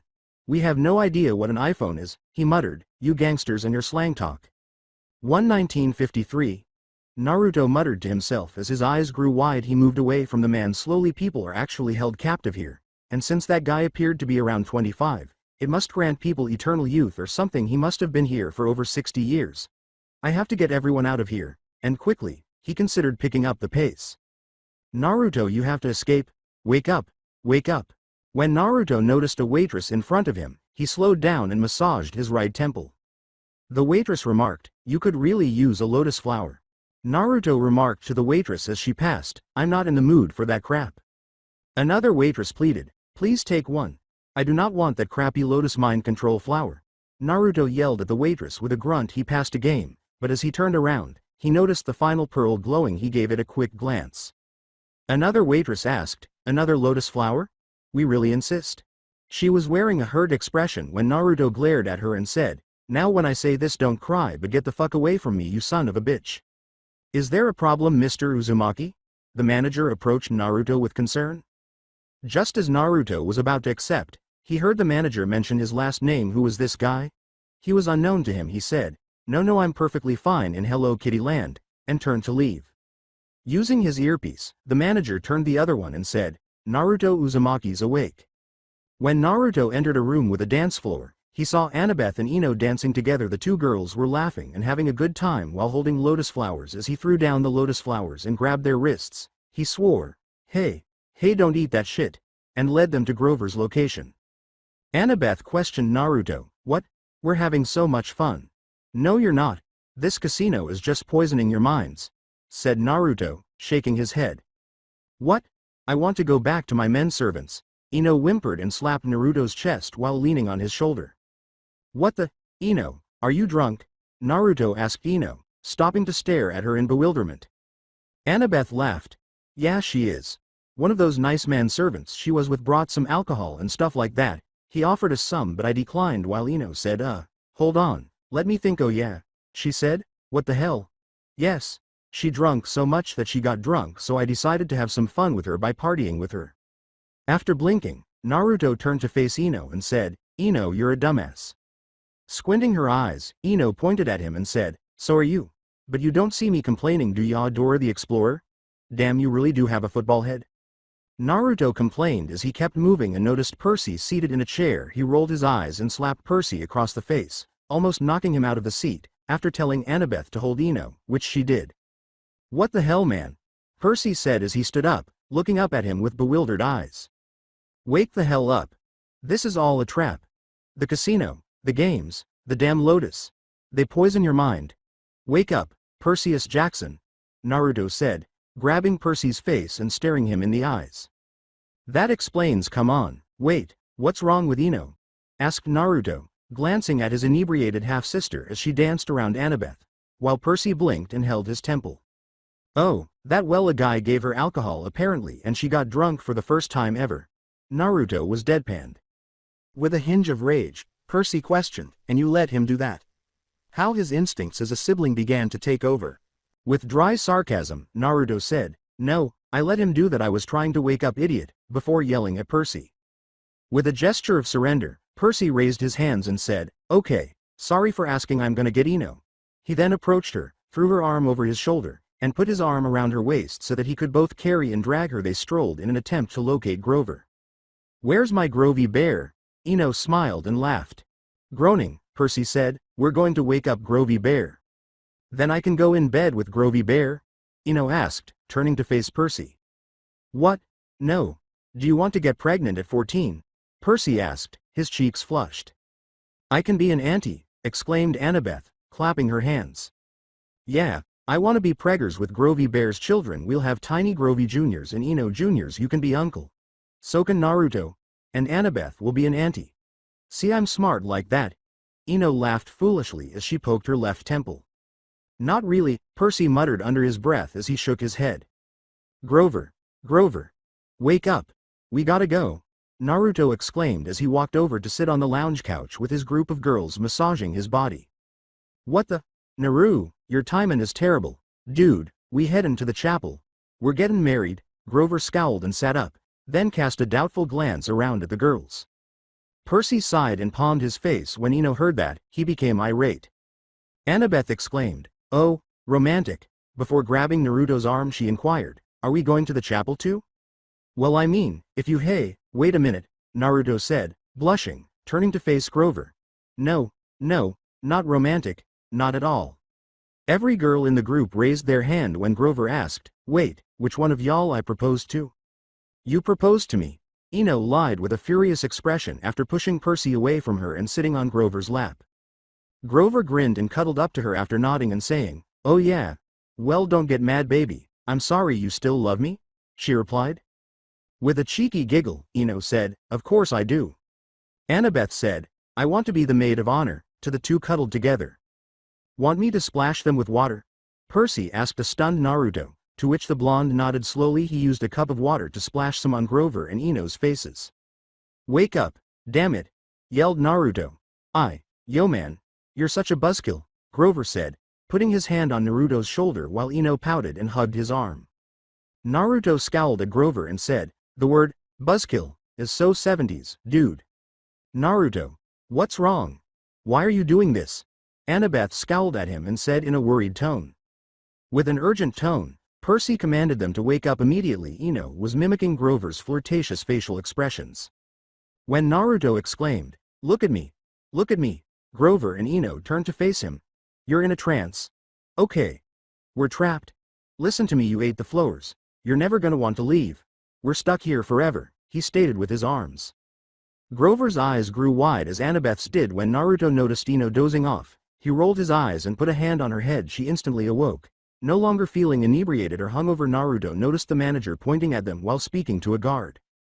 "Oh no, we gotta go," Naruto exclaimed, tossing his book bag to Percy. Grover held his crutches as everyone ran, and a few guards surrounded him. After kicking one guard in the chest and knocking him down, he slammed his crutches into the face of another guard, knocking him down as well. Finally, he used his crutches to strike one final guard in the chest. Percy, Annabeth, and Ino were running alongside Naruto. Percy kicked and punched a guard who was approaching him. Ino picked up a flower plant and threw it at the guard's head, knocking him out completely, and his eyes widened when he saw a guard approaching. Annabeth saw a guard and took an elderly woman's cane and struck it across the guard's shoulder, knocking him down, but half of the cane broke and she twirled in her hand. When Naruto saw another guard approaching from behind, he leapt up on a gaming table, kicked him in the chest, and made his favorite hand gesture after one of the clones appeared. The two raised the guard and flung him onto a table, which caused the guard to pass through it. When he saw the green pearl beneath his foot, he picked it up, examined it, and then leapt off the table, causing the clone Naruto to pop. Grover screamed, Car! As he ran to the vehicle. "You must win." The others trailed him to the location of the jet black vehicle. Grover opened the door to the driver's seat and said, Come on. Ino entered the passenger seat, while Percy, Annabeth, and Naruto entered the rear. Grover had gone in search of the keys. Keys, he exclaimed as he located them and turned on the ignition. Go, shouted Naruto. "Drive now, shouted Annabeth, Ino, and Percy. Grover hit the gas pedal and drove right through the casino's entrance doors. He then entered the street and drove zigzag, nearly causing a collision, but he slowed down as he descended. Grover exclaimed, "Now that's how you get out of a casino. That's how you drive, with pride." In a sympathetic voice, Annabeth remarked, "Of course, now that all makes sense." "What?" she asked bewilderedly as Ino turned to face her with a suspicious expression. Annabeth informed them, that was the lair of the Lotus Eaters. They've been luring people into their traps since ancient times. Grover frowned as he pointed to a screen and said, "Guys, look, tomorrow's June 21st, everyone's eyes were on the screen." In denial, Percy shook his head and said, No, it can't be, today's June 15th. Ino sighed and pinched the bridge of her nose, saying, "No, tomorrow's the 21st. We were in there for 5 days. Felt like hours," Grover said with a slight shake of his head. Naruto informed them, "Tomorrow's the solstice. Our deadline is tomorrow at midnight." Grover asked Naruto, nodding, "All right, look, we gotta move. Where's Hades?" Unfolding the map, Naruto said, It says, Hollywood." With a smug grin, Grover sighed through his nose and said, "All right, I can get us there in 4 hours, maybe 3. He turned abruptly and accelerated his speed as Grover had predicted. They arrived in Hollywood in 3 hours. They dashed to the location of the Hollywood sign. When Naruto noticed something written in Greek on the letter H, he exclaimed, "Whoa, and the others stopped running, falling behind him. The words "read" and whirled around. He read, "Woe to all the brave souls." The group exchanged glances before focusing on a pile of dirt that was beginning to grow into a sizable hole. Despite their doubts, Naruto entered, and the others trailed behind him. There were skulls practically everywhere, and there were only a few lit torches on the walls. Everyone watched as the hole refilled. Almost frightened, Grover said, "Okay, I guess there ain't no turning back now." Naruto shivered at the skulls and remarked, "Luke wasn't kidding about there isn't any way out of the underworld." He shrugged when Annabeth asked, "Who would?" "Annabeth, you're amazing. Fantastic. You're really amazing." Naruto grinned as he thought. Percy looked up and down and said, Looks like we're stuck in here. Grover replied, yeah. They continued to move forward until they noticed a man standing in a boat, looking into the soul-filled water, wearing a black cloak. With a shudder, Eno said to her half-brother, hey, Percy, who's that creepy guy with the hoodie? Percy shrugged and pulled out Riptide, saying, I don't know, but let's find out. Who are you? The eerie man asked, turning to face them with wide eyes. Naruto said to the eerie man, we need to see Hades. The eerie man informed them, the living are not permitted here. He turned back to watch the souls and said, die and come back. Grover blinked and said, mockingly, okay, we won't die and come back. He turned to the group and sighed, saying, but you know what, I think I know the way to get in. How? Inquired Percy. Grover gave Percy a stomach pat and said, watch this. Grinning, he turned to face the eerie man and raised his hand. He smiled and said, yo, my friend, what up? But the man just looked at him. Grover let go of his hand. He rummaged through his pockets and took out some cash, saying, okay, guess not. Look, you like dead people, right? Well, I got a few dead people you may know. Check this out, Jackson, Grant, and look who's joining the party, Benjamin Franklin. Yeah, you like that, don't ya? You give us a boat ride, you take da money, and you get an interior decorator because it is too depressing in here, all right? He gave the man the cash. There you go. The money was still on the man's outstretched hand, and as smoke rose from it, a medium flame burst from it. He crushed the black burned money and threw it to the ground, once more gazing down at the souls. Grover exclaimed in shock, that's $170. Wait, Annabeth. Can you give me those drachmas you picked up from Auntie M's? Eno responded. The man accepted them after Annabeth nodded and gave them to her. Climb aboard, Grover sarcastically remarked. Thanks for tellin', man. He boarded the boat and Eno sat beside him, consoling him over his burned money. Burn the money during recession. That's treason, he exclaimed. Percy sat next to them on the left, and Naruto sat next to Annabeth in the front. The unsettling man rowed the boat from their location to the outside. It smelled of ash, blood, war, sweat, and dead people. They looked down to see where it was coming from. There was a war going on underneath them, but all they could see were fire blazes. Cries of anguish and suffering were also audible. The eerie man said, welcome to the underworld. Naruto noticed various objects flying slowly across from them in a long line. Naruto pointed to everything and asked inquisitively, what is all this? The eerie man said to Naruto, scrappy human misery, who's lost hopes and dreams, wishes that never came true. When Naruto noticed a compass, he reached for it to examine. He returned it to its original location because it seemed to be broken, old, and filthy. He then glanced down at the bottom once more. All life ends in suffering and tragedy. When Naruto spotted the castle, he thought, that jerk of an uncle, Hades, must be there. He knitted his brows and thought everyone disembarked when they came to a stop at the castle. The eerie man told them, this is as far as I go, and then he rowed back to his starting point. Everyone entered after the doors opened, but stopped when they heard loud growls. Annabeth said, you guys hear that? Yeah, what is that? Percy said, nodding while holding his sword. Grover said with a shake of his head, I don't know. Eno, doesn't that growl sound familiar? Naruto asked her, tapping his chin. Eno murmured, yeah, but didn't we fight that thing one time?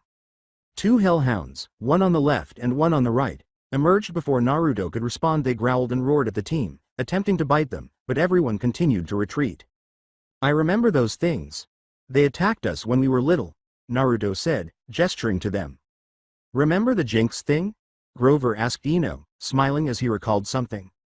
Eno grumbled, I'll get you a soda when we are done with all of this drama. At one on the right, Percy screamed, stay back, and pushed Riptide forward. It gave him a growl. To get the hellhounds to leave, Persephone intervened and yelled something in Greek. Percy questioned, what the hell were those things? Persephone gave him a quick glance before saying, hellhounds. Yeah, well, maybe you should feed him, Grover said, nodding. With a sly smile, Persephone told Grover, they sense the presence of another animal. Oh great. They smell goat? A satyr? Persephone approached Grover with a seductive smile. I haven't had a satyr visit before. Eno was about to say something to Persephone when Grover's eyes widened and Eno's narrowed. Persephone! Exclaimed Hades' voice. What could possibly be taking so long? Eno gave Persephone a death glare that said, stay away from my man. After she fingered Grover's jacket and slapped her hand off, Persephone winked at Grover after grinning at Eno. Don't try to ignore me, Hades exclaimed. Or what? Exclaimed Persephone as she turned to face the voice. What will you do? I'm already in hell. Grover, Percy, and Naruto exchanged glances. They were led to the so-called man cave in Hades by Persephone. When she noticed him seated in his chair, she gestured for them to remain there. Persephone told Hades, "We have visitors." After turning around in his chair, Hades grinned and said, "Nephews. Niece." He got up and smiled warmly as he extended his arms. "Welcome." He then stood contemplatingly, staring at Percy. "You have your father's looks," he said, turning to face Naruto after glancing at Ino. "So do you, always the lucky side of the family. And you, that is the hairstyle your father had when we defeated our father. You have my brother's eyes and almost everything. You have a pinch of his personality and a pinch of your mother's looks added in." Grover chuckled and said, "Wait, you're Hades," because Hades was so fashionable, not what he had anticipated. "Yes." Hades gave a perplexed nod. Grover laughed. "I'm sorry, I just didn't expect for you to look like this, man. Kind of stylish, I like it." "Would you prefer that I looked like?" Hades said, stepping back and his eyes turning red. "This." He transformed into a lava fire demon that roared at the team. Grover, hiding behind Naruto, exclaimed, "Oh no. No. No. Stick to the Magar thing. It works for you, instead." Persephone rolled her dark brown eyes as Hades returned to his human form and grinned at his skill. He gestured with his 4 fingers for them to approach, saying, "You're very brave coming here. Perseus, Naruto." When Percy approached him, Naruto started to move, but Annabeth grabbed his hand with beseeching eyes. He gave her a comforting smile, removed his hand from hers, and joined Percy. Hades put his arm around their shoulders and strolled a little. "I can see the look of disgust in both your eyes. This imprisonment was not my choosing. I was banished here by Zeus and Poseidon. My only chance of escaping is defeating my brothers and taking control of Olympus. I'll need the bolt and Naruto's powers." You may be wondering why I need that dimwit's powers. Well, as a demigod son of Zeus, he is one of the most powerful, almost as powerful as Zeus. Even if I take Naruto's powers, he'll die. Blah blah blah. 10 Add that to the bolt. Percy nodded and said, "And I need my mother." Naruto's expression was one of shock. "Wait, what? You?" Hades grinned. "Then we have an understanding. You give me the bolt and Naruto, and I'll give you your mother." Percy glanced at his companions and Naruto. "I need to tell you the truth. I don't have Zeus' bolt. I never did. I'm not the lightning thief, and I can't give you Naruto. He's my cousin and I love him like a brother." "Why did you come here then?" Hades asked his nephew, his expression now bewildered. Percy looked up. "Well, I was hoping that when you saw that I wasn't thief, you'd let my mother go, and if I talked greatly about how much Naruto means to me." Yes, well." Hades muttered. Stroking his mustache before squinting at Percy, he picked up a dusty ball and threw it on the ground, shattering it. "Do you think I'm an idiot? I'm Hades. Now give me the bolt and Naruto, or say, goodbye, to your mother," he exclaimed. Sally, Percy's mother, emerged from the dust. Sally gasped as Percy ran to her, dropped his shield, and gave her a tender hug. "Percy," she exclaimed, returning the hug. From the corner of his eye, Hades noticed a tiny electrical current emanating from the shield. He approached it slowly. With Naruto at his side, Naruto swiftly removed his father's master bolt from the shield and held it close to Hades' throat after gasping when he saw it, the one item that practically every malevolent villain desired. "Liar," Hades smirked as he turned to face Percy. At this sight, the eyes of Percy, Annabeth, Grover, Persephone, Sally, and Ino grew wide. "Luke rigged the bolt. Oh, watch when I beat the living shish," Ino snarled, and Grover encouraged her to calm down by patting her shoulder. Annabeth whispered, "Luke's the lightning thief." With a dark laugh, Hades said, "You look exactly like your father. Now be a good boy, hand the lightning bolt over to Uncle Hades."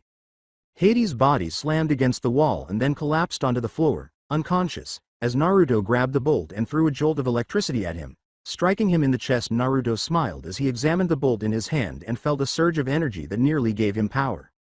When Persephone got close to Hades' body and poked it, she started laughing and said, "He won't remember a thing. Now I can get out of this hellhole." She then got up and approached Naruto, surprising him by giving him a quick peck on the cheek. He smiled and sheepishly rubbed the back of his neck, saying, "Thank you." Persephone counted the pearls. After Percy removed them, she pointed with 2 fingers and said, "Only 4? There are 6 of you. 2 of you have to stay."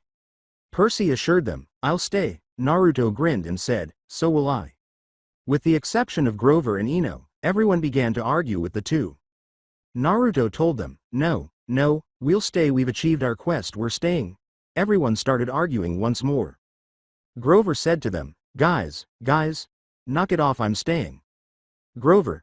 Percy interrupted. Grover said with a gentle smile, "Go. I'm staying because I'm the protector." We will come back for you, I promise you that, Naruto said with a nod. So am I, Ino said, raising her hand before putting it on his shoulder.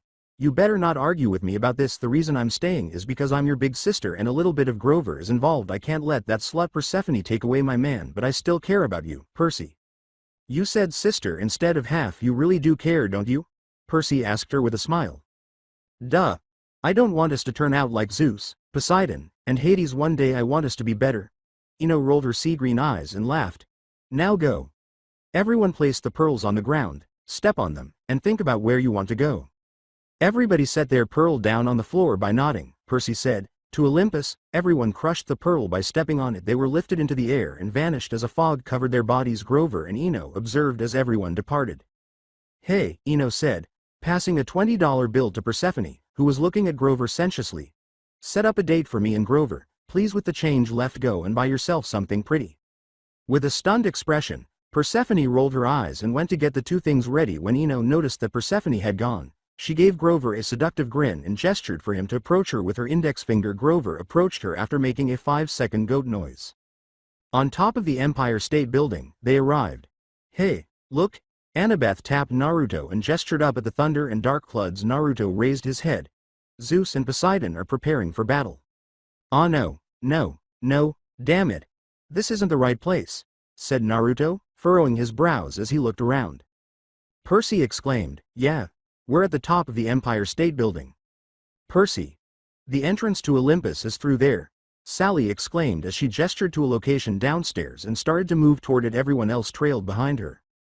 Come on, we have to hurry, it's only 10 minutes until midnight, Naruto sighed. Percy Jackson and Naruto Uzumaki. Well, you two weren't supposed to make it out alive, Luke said, his voice veiled with disappointment, as he flew down to where they were using his father's flying shoes. I can't let you take that bolt to Olympus. I'm the lightning thief, he acknowledged. You bastard. You hid the bolt in my shield. Why? Naruto exclaimed, gripping the bolt. Well, when Percy said you guys were going to the underworld, it hit me, Luke replied. That is the perfect opportunity to get the bolt to Lord Hades and to also get Naruto's powers. Luke was asked by Percy, why would you do that? Luke grinned a little and said, to bring Olympus crumbling down.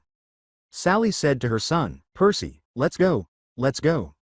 Well, it's too late, cuz Percy's gonna return the bolt to my father right now, and you aren't gonna be able to take my powers, Naruto laughed. I will have to call on someone to help me with that, Sasuke, said Luke, shaking his head. When Naruto saw Sasuke leap to where Luke was standing, his eyes grew wide. Sasuke, what are you doing? What would Granny Ria say? He raised his hand and balled it into a fist. Nothing. Sasuke glared at Naruto, because Luke and I have a future for Olympus and all demigods out there. Your powers are magnificent. If we add that to the bolt, the world would be at our knees. I have to do this. Naruto was interrupted by the sensation of his entire body going numb. What's that supposed to? He swallowed hard, causing his stomach to explode with agony. He collapsed to his knees, began to scream in agony, and rolled onto his back. His mouth was wide open as he clawed and scratched at his stomach, burning all over. He gasped as a stream of blue energy suddenly emerged from his mouth. Sasuke brought the energy close to his hand, shaped it into a big, round sphere, and handed it to Luke, who put it in a small jar and stuffed it into his back pocket. Naruto tried to catch his breath, but his eyes were wide, and drool trickled down the side of his mouth. Naruto continued to grip the bolt. Luke gave Sasuke a back pat and said, Good Sasuke, your father would be proud of you. Phase 2 of our plan, get the lightning bolt. You handle Percy. I got Naruto. Sasuke rushed over to Percy and threw a fireball in his face, barely avoiding it. Luke rushed to Naruto, grabbed his shirt collar, and threw him to the ground, where he moaned weakly as he hit the ground. When Annabeth noticed that his hand had released the bolt, she rushed to it, but Luke swept it up before he hit the ground. Luke saw that Annabeth had cut his shoulder with her dagger and kicked her back, but Percy caught her. Percy worriedly asked, You okay? Nodding, Annabeth said, Yeah. Sasuke approached Luke and examined Naruto's body. Sasuke was aware that Naruto wasn't unconscious because Naruto Uzumaki is difficult to defeat. Luke. Why do you want a war of the gods? Percy said as he stepped forward. Control, was all he said. They've been in power for too long. It's time for our generation to take over. Remold the world in our image. A world of new heroes. Sasuke and Luke were saying together. Shaking his head, Percy said, You two are no heroes. Luke aimed the bolt at them, spraying them with electricity, But they moved. He tried again, but they moved, and he blasted the ground, sending everyone tumbling to the ground after making sure everyone was okay. Percy watched Sasuke put on some flying shoes before he took off with Luke. When Percy reached into his bag and pulled out the shoes, he saw Naruto stumbling to his feet, finding another pair of flying shoes, and putting them on. He chased after Luke and flew out of the building. When Luke noticed a helicopter while on another building, he grinned and gestured toward it, but Naruto entered and shoved Luke from the structure. As they continued to fall, Naruto struck Luke in the face. Luke glared at Naruto and struck him in the nose, causing blood to flow from it. When he saw Luke pointing the bolt at him, Naruto's eyes widened and he let out a cry of pain as a shock of electricity tore some of his clothes and slammed his fist down on his mouth, causing blood to drip down his mouth. Luke landed beside Naruto as he fell, moaning in agony, to the top of a building. Naruto screamed in agony as he repeatedly struck his body with electrical bolts, tearing and shredding his clothing. His body was getting cuts, scratches, and bruises. Luke halted and yanked Naruto's now unclean blonde hair before shoving his fist into the blonde's face, causing blood to pour from his mouth, sides and nose. Then he forcefully slammed Naruto's face to the ground. Luke laughed. Maybe they were wrong about you. Maybe you aren't the son of Zeus. Weakly, Naruto got to his feet and spat blood. He straightened up. Naruto, what's wrong? Grr, Granny, I can't get lightning to burst out of my hands and stuff. It just takes some practice is all. But you said by the time Perseus was 8 he was already a prodigy at mastering lightning. The only thing I can do is jutsu and air. What if I'm not Zeus, kid? You are because I'm Naruto Uzumaki. My dream one day is to become one of the greatest legendary heroes of all time. Which I will, because that is my dream. I'm Naruto Uzumaki, the son of Zeus. Said Naruto. The jar in Luke's back pocket rattled, exploded, and entered Naruto's body. In order to electrocut Luke, Naruto created a series of lightning bolts around his body. Luke let go of the bolt, coughed, and glared at Naruto after extending his hand and producing a 6-foot-long lightning bolt. Naruto glanced at Luke and gave him a half smile. He threw it at Luke's shoulder, and it caught on his battle armor, sending him hurtling into the ocean. Yeah, I think I am the son of Zeus. Naruto then witnessed Sasuke soaring into the water while wearing a water trident around his neck. I'm gonna meet you, if it's the last damn thing I do, Naruto said, smiling, as he picked up his father's bolt and gazed down at it before taking off for Annabeth and the others. Naruto heard Annabeth sniffle as she drew him in for a tender hug, which he returned. She was in tears. Annabeth sniffed. Thank you for coming back, Naruto. I thought I lost you forever. You'll never lose me, mostly because I love you and all, but Naruto said with a smile. Did he just confess his love to his crush? Oh my gods, don't do it. After letting him go, Annabeth was shocked by his words. Did you just say that you love me? She blushed and asked. Come on. We have 2 minutes until midnight. Percy yanked his arm before he could respond, and he hurried into an elevator with Sally and Annabeth. After Sally pushed various buttons, the shelves separated, revealing a golden door that opened. Everyone then noticed another golden door with a pattern on it. When the group entered, they discovered that it was an elevator. Naruto pressed a button, and the lights went out until the doors opened. The only source of light was the lightning bolt that caused the elevator to tremble. Naruto, Percy, and Annabeth left. Together, Naruto and Annabeth exclaimed, Olympus. Sally said, Percy, you have to go now. I can't get through, as she pressed her hand against the force field. After running, the three arrived at the council room. Zeus, who was seated on his throne, and Poseidon were at odds, and the gods were debating whether or not to declare war. Silence. Zeus yelled in frustration as he sighed. The gods all returned to their seats and sat in silence. Zeus rose from his throne and made his way over to the enormous clock table. It is almost midnight. Poseidon yelled at his younger brother, this was destined. You wanted it this way. You are so crazy and paranoid. You have only yourself to blame. Zeus yelled at Poseidon. Please. Let's be rational. War is not the answer. Athena pleaded as she got up from her seat and approached her father and uncle. When the clock struck midnight, Zeus said, time has run out. I'm sorry, my daughter, but war is the answer for what Poseidon has done. With the bolt in his hand, Naruto yelled, wait, as he ran in with Percy and Annabeth. He gasped when he saw how tall all the gods were as they gazed at him. He swore at the number, damn, and straightened up. My name is Naruto Uzumaki, and with me is Annabeth Chase, and who you all think is the lightning thief, Percy Jackson. I think you might be looking for this, father. He raised the bolt. Zeus approached Naruto and commanded, give me the bolt.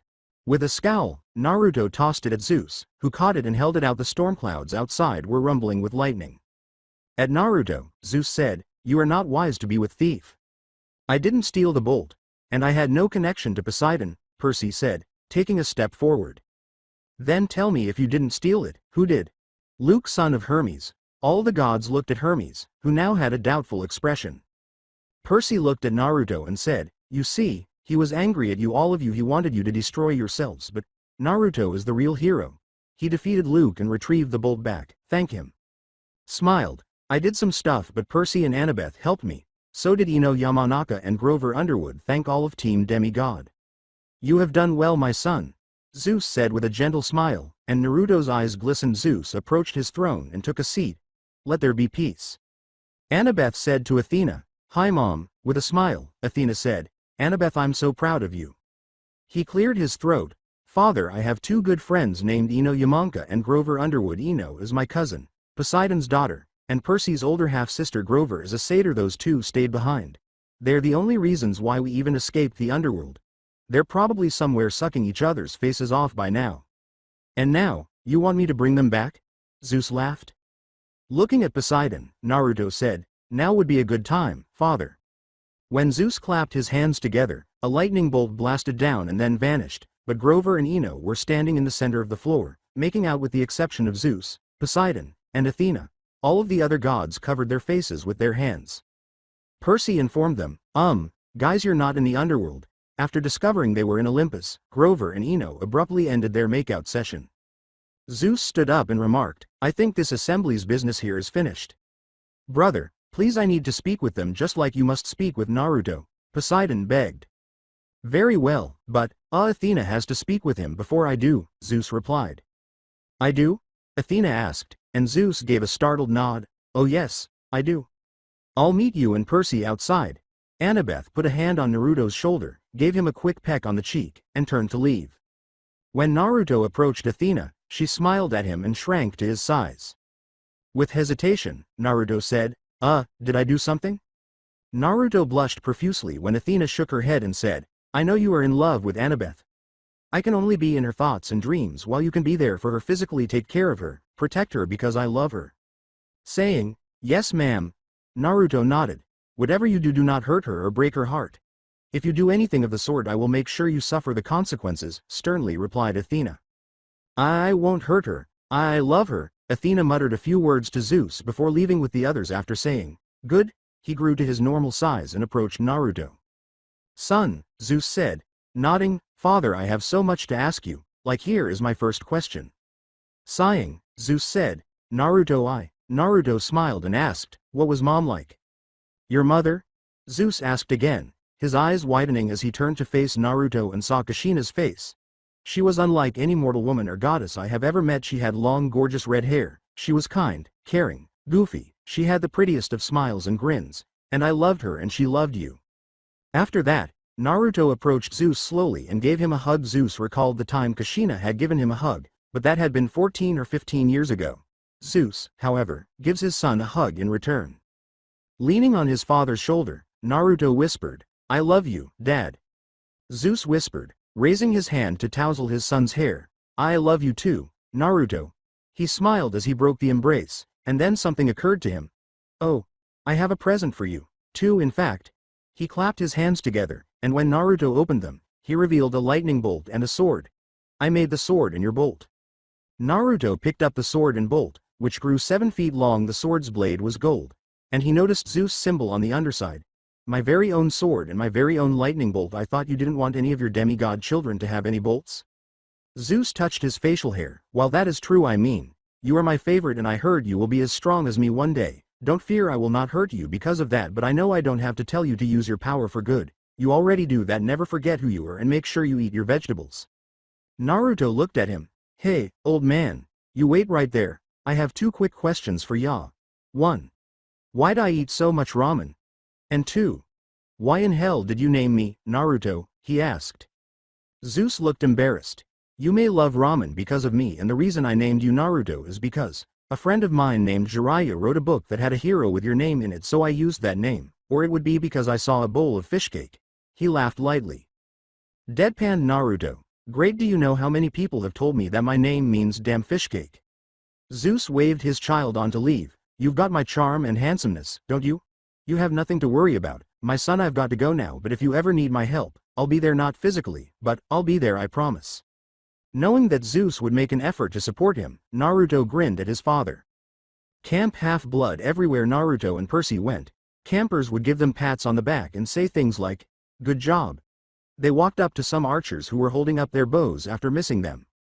Grover yelled, Yo Naruto and Percy," and leapt in front of them. He put his arms around the shoulders of the two teenagers and said, Yo, y'all gonna kill the men that saved the world? That is enough, all you guys take a lunch break. Thank you. So the two conquer heroes returned back home. With a smile, Naruto said, "Of course, Grover," said Percy, grinning. Grover stopped walking and said, "Hey, you noticed anything different about me?" Naruto and Percy shook their heads and said, "No." Grover tilted his head slightly and asked, "You sure? Anything's improved about me?" "No." "What? You been working out?" hummed Naruto. After taking a whiff of the air, Percy said, "You got a new cologne? Huh, you smell good." Grover hung his head down and said, "Look guys, I got my horns."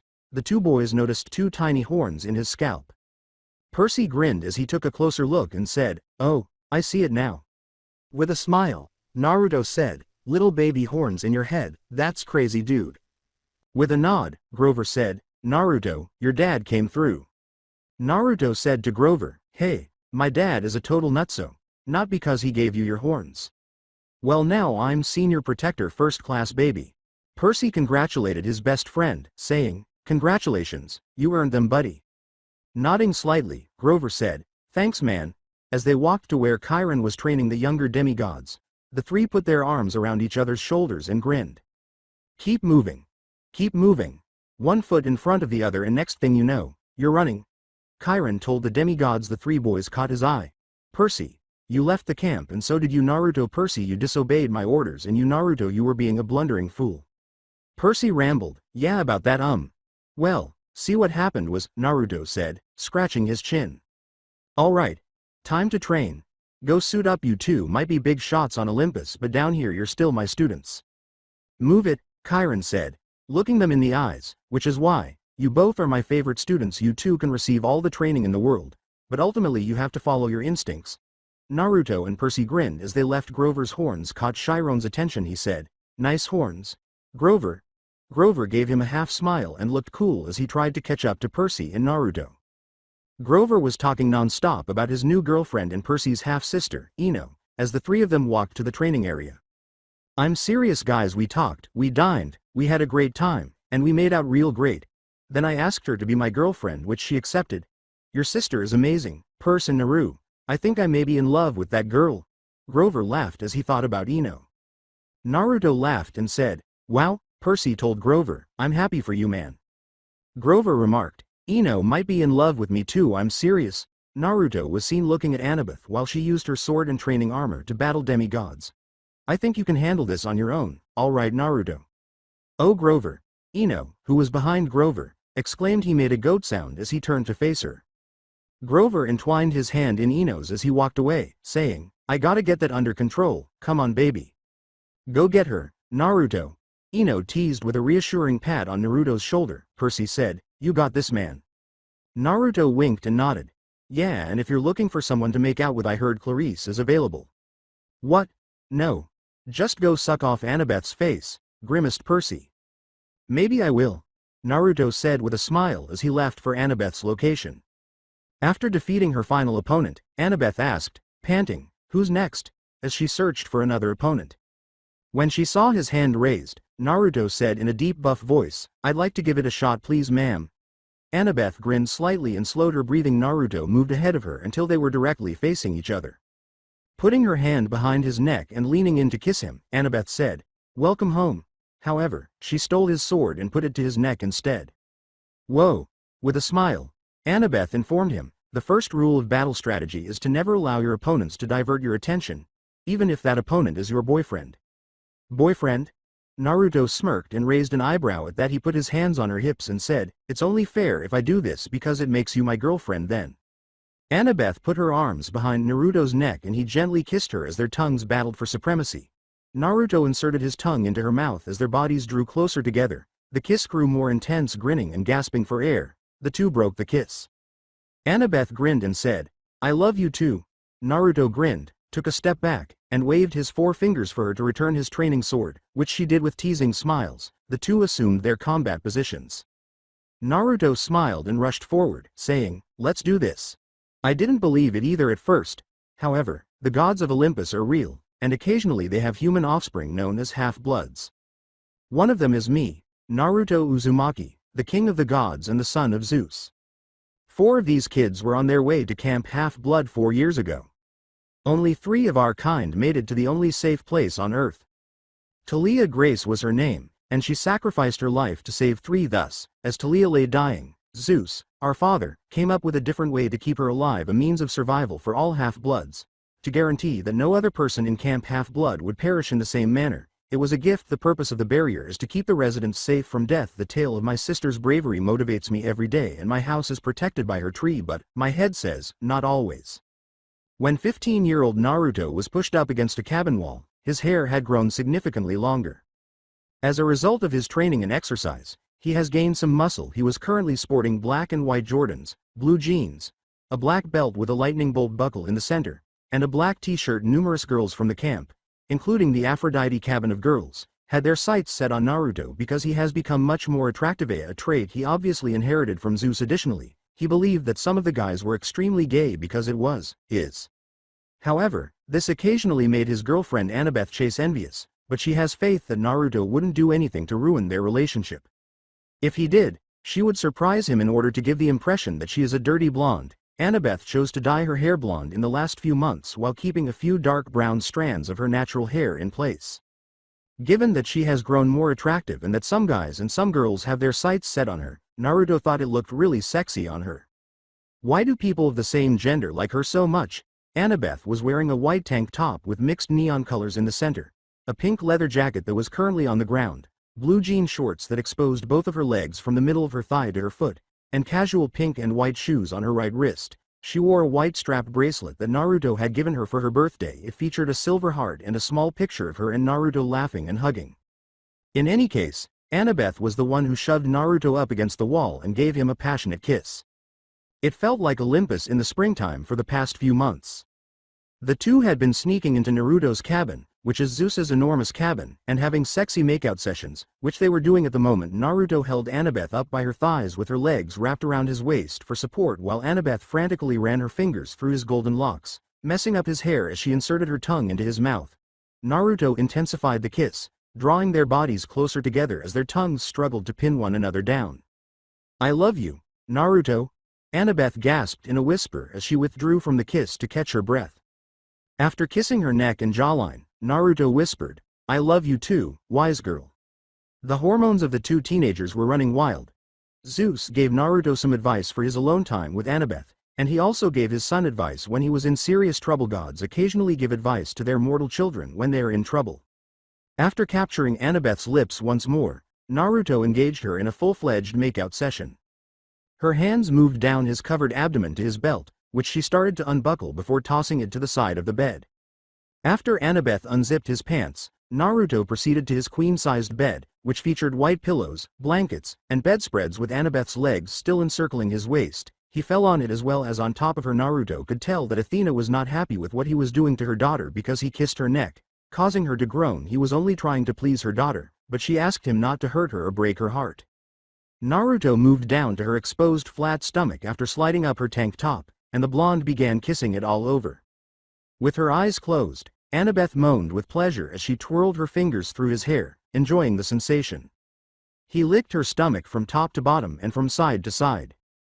Naruto lifted her shirt off, balling it up and tossing it to the side as she clawed at his shoulders, causing him to grunt. He then concentrated on her thin stomach and her red bra, which contained her breasts. Naruto removed his t-shirt and threw it to the ground. Annabeth grinned at his physique, which was somewhat muscular but not very so. His arms were somewhat toned, his pecs appeared muscular, and his abs were starting to show. According to Annabeth, "You look good." "I know, right?" Naruto said, flexing his right arm and grinning arrogantly. He then noticed her furrowing her brow. "Oh, and you look good too, but you look great instead." After flipping him over, Annabeth kissed his cheek and then his lips while she was on top of him. She muttered, "I wanted to have top minutes ago." With a half smile, Naruto said, "I was going to let you get top eventually." With a sarcastic tone, Annabeth rolled her gray eyes and said, I'm sure you were. Then she touched his nose with hers. She rubbed his chest and belly and asked, what do you think your dad would do if he saw us like this? With a light-hearted smile. After giving it some thought, Naruto winked sensuously and said, he would probably cheer me on, but your mom would probably hang me. With a giggle, Annabeth said, yeah she would.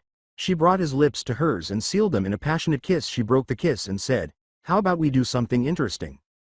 Ino's voice said, I for one, would not want to see that. Her hair was still styled the same way, and she was now 15. She wore light brown sandals, tight jeans with some rips, and a purple sleeveless shirt that exposed some of her stomach. The light green gemstone that she wore hanging from her neck was tied to a necklace.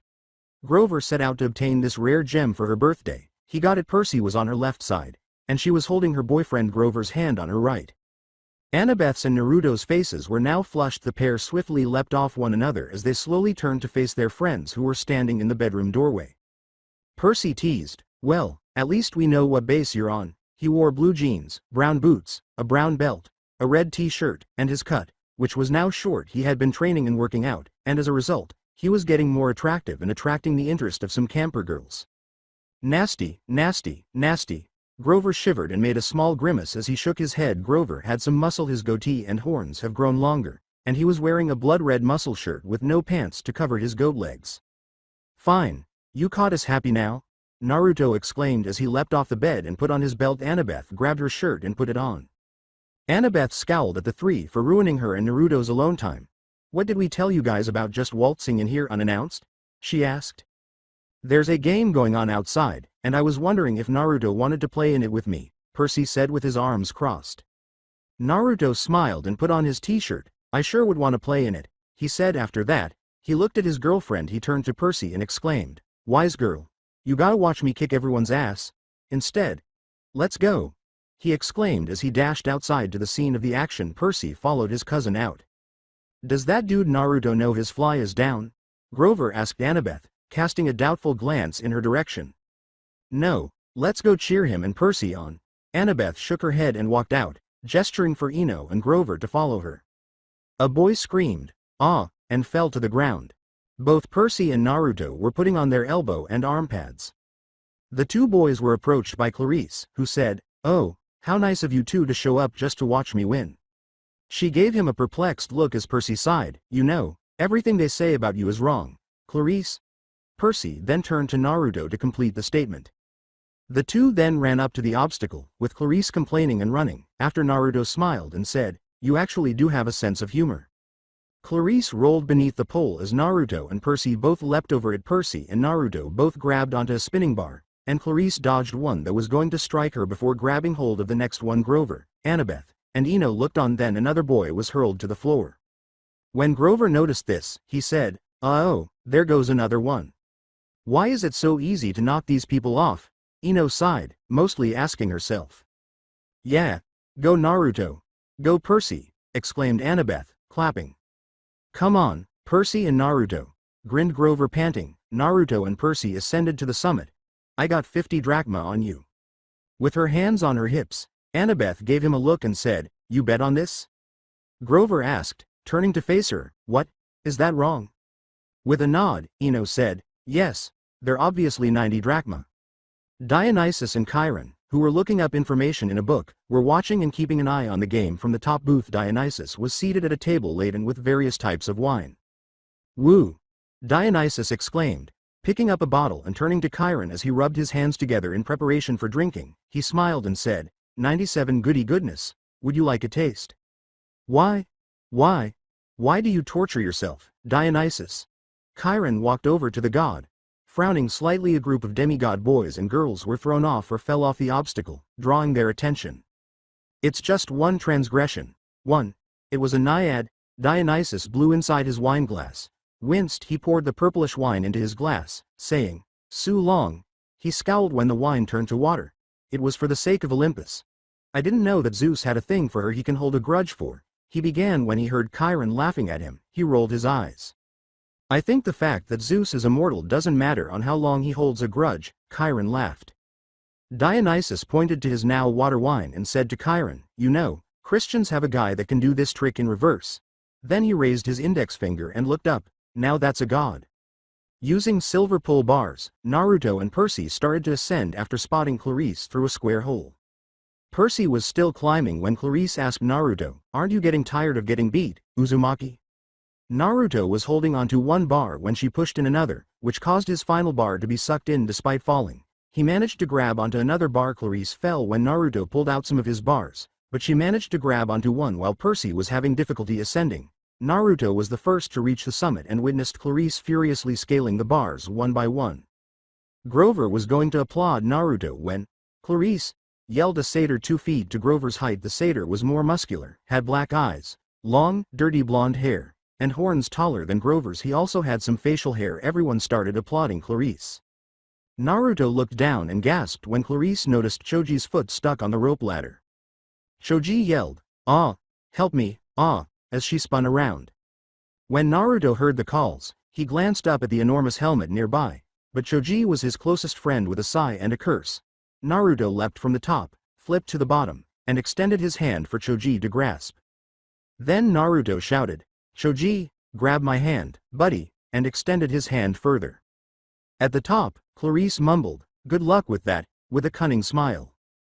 Choji took Naruto's hand and climbed back up the ladder. Naruto grinned and got to his feet, but he was blindsided by a bar that struck him square in the face and knocked him violently to the ground. He let out a moan. "Thanks, Naruto." When Annabeth saw this, she exclaimed, "Naruto," and rushed to him along with Grover and Ino leaping off. Percy sprinted towards Naruto. When she reached the top, where the enormous helmet was, Clarice smiled and grabbed the golden ring from it. Everyone applauded her as she proudly held it up, and confetti burst from a cannon as Clarice slid down the pole and approached Naruto while Grover and the others assisted him in standing up. Everyone chanted her name. "So," Clarice said, grinning smugly, "Naruto, I was wondering that first quest you went on. Figured it was luck, wasn't it?" Placing her hands on her hips, Annabeth defended her boyfriend by saying, "Clarice, he saved Olympus. That's more than you've ever done." After giving them all a quick glance, Clarice shoved them aside and said, "Whatever," before leaving. "Even if she is the daughter of the god of war, that girl is a mythic bitch," Ino interrupted Grover. Ino told Naruto, whose face was covered in dirt and scratches, "Don't listen to her, Naruto." With Annabeth seated beside him, Naruto shook his head and started to move slowly. "It's too late, plus she has a point," he said as he sat on a bench. "Dude, what are you talking about, man?" Grover asked, turning to face him. Nodding, Percy said, "Yeah, you're more than a one-quest wonder. You recovered Ares' stolen chariot," Ino reminded Naruto. Removing his gloves, Naruto said, "No, actually that was Clarice." Grover reminded him, "Okay, what about the fall tournament? You owned that sucker." "No," Naruto shook his head. "Clarice did that." Annabeth mouthed to Grover. Grover scowled. Naruto removed his armlets and nodded, asking, "Clarice?" Grover went on, "Okay, the Solstice Games, the Dragon's Quest?" Naruto turned to face Annabeth as she made hand gestures for him to stop, and she smiled as she sat. Naruto got up, put both of his hands on Grover's shoulders, and said, "Thank you for trying to cheer me up, dude." He then slowly left. "Naruto, you're Zeus' son. You don't need to listen to Clarice. You're still awesome. She's just jealous of your awesomeness is all," Percy stated to Naruto. Ino replied, "Yeah, and I would like to finish what Grover was going to say. Even if she is the daughter of Ares, that girl is still a mythic bitch." Grover gave her a kiss on the lips after grinning and saying, "Sounds better when you say it." With a smile, Ino said, "Yeah, I know." Taking a deep breath, Naruto said, "Thanks for everything, guys, but you know how it is."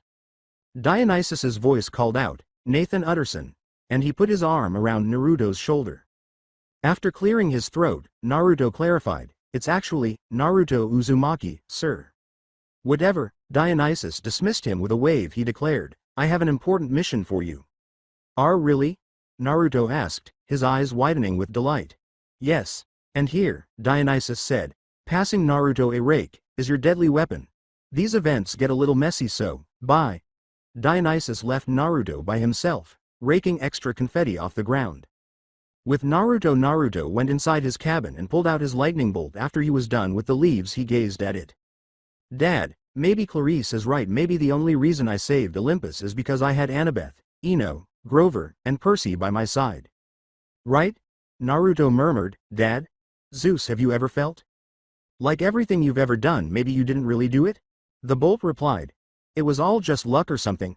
No, of course not. You're a god king of the gods to be exact. Well, speaking as someone who's not who sucks makes you question, are you that good to begin with? Okay. Well, good not talking to you again. He put the bolt in his sash, the same where his sword he called Electro, and unaware that his bolt had made a tiny bolt. Naruto left his cabin. It's possible that his father was listening all along. With Chiron and Dionysus. Chiron questioned Dionysus, so, he just walked right in? I mean, he just walked straight into camp. Dionysus nodded while glaring at a stranger in front of him and making arm gestures. Chiron stood to the left of Dionysus, who was seated in a large brown chair. Strange. The stranger picked up a bottle of wine and said, "What's the point of having a mystical protective barrier when, can you please not touch that? Because that's a very precious bottle." Chiron told Dionysus, who was staring at him incredulously, he did pass right through barrier from Talia's tree means most likely he's a god's spawn. Yeah, but the god of which spawn? Dionysus asked Chiron as the two slowly turned to face the teenage boy. The teenage boy exclaimed, "I know," and gestured to a painting depicting a younger Poseidon. Both Dionysus and Chiron were stunned. Both Ino and Percy sighed. Naruto, Grover, and Annabeth caught up to them. "So, why's the reason they summoned you two?" Grover asked with a sly smile. "It's not good to get summoned." Rolling her steel eyes, Annabeth said, "Knock it off, Grover, I'm sure it's fine." "I'm sure you go to the big house for a major league screw-up," Grover replied. "Yeah, so what did you two fun siblings do?" Naruto said with a half-smile. Ino gasped, "I didn't do anything wrong this time, I swear. I haven't messed with Dionysus wine, I haven't threatened any kids, I haven't booby-trapped the Aphrodite cabin, I haven't been caught making out with Grover at the training area," Grover chuckled, "and I haven't been in any fights today." Percy nodded. "I don't know what I did. I was just at the lake chilling and practicing some water tricks." Naruto told Percy and Ino, who both gave a slight nod, "Don't let it get to your heads. We got two dead campers walkin'." Grover spoke to some teenagers as he turned to face them. He muttered, "Dead campers walkin' here," loudly. Percy remarked dryly sarcastically, "Thanks, this is friendship."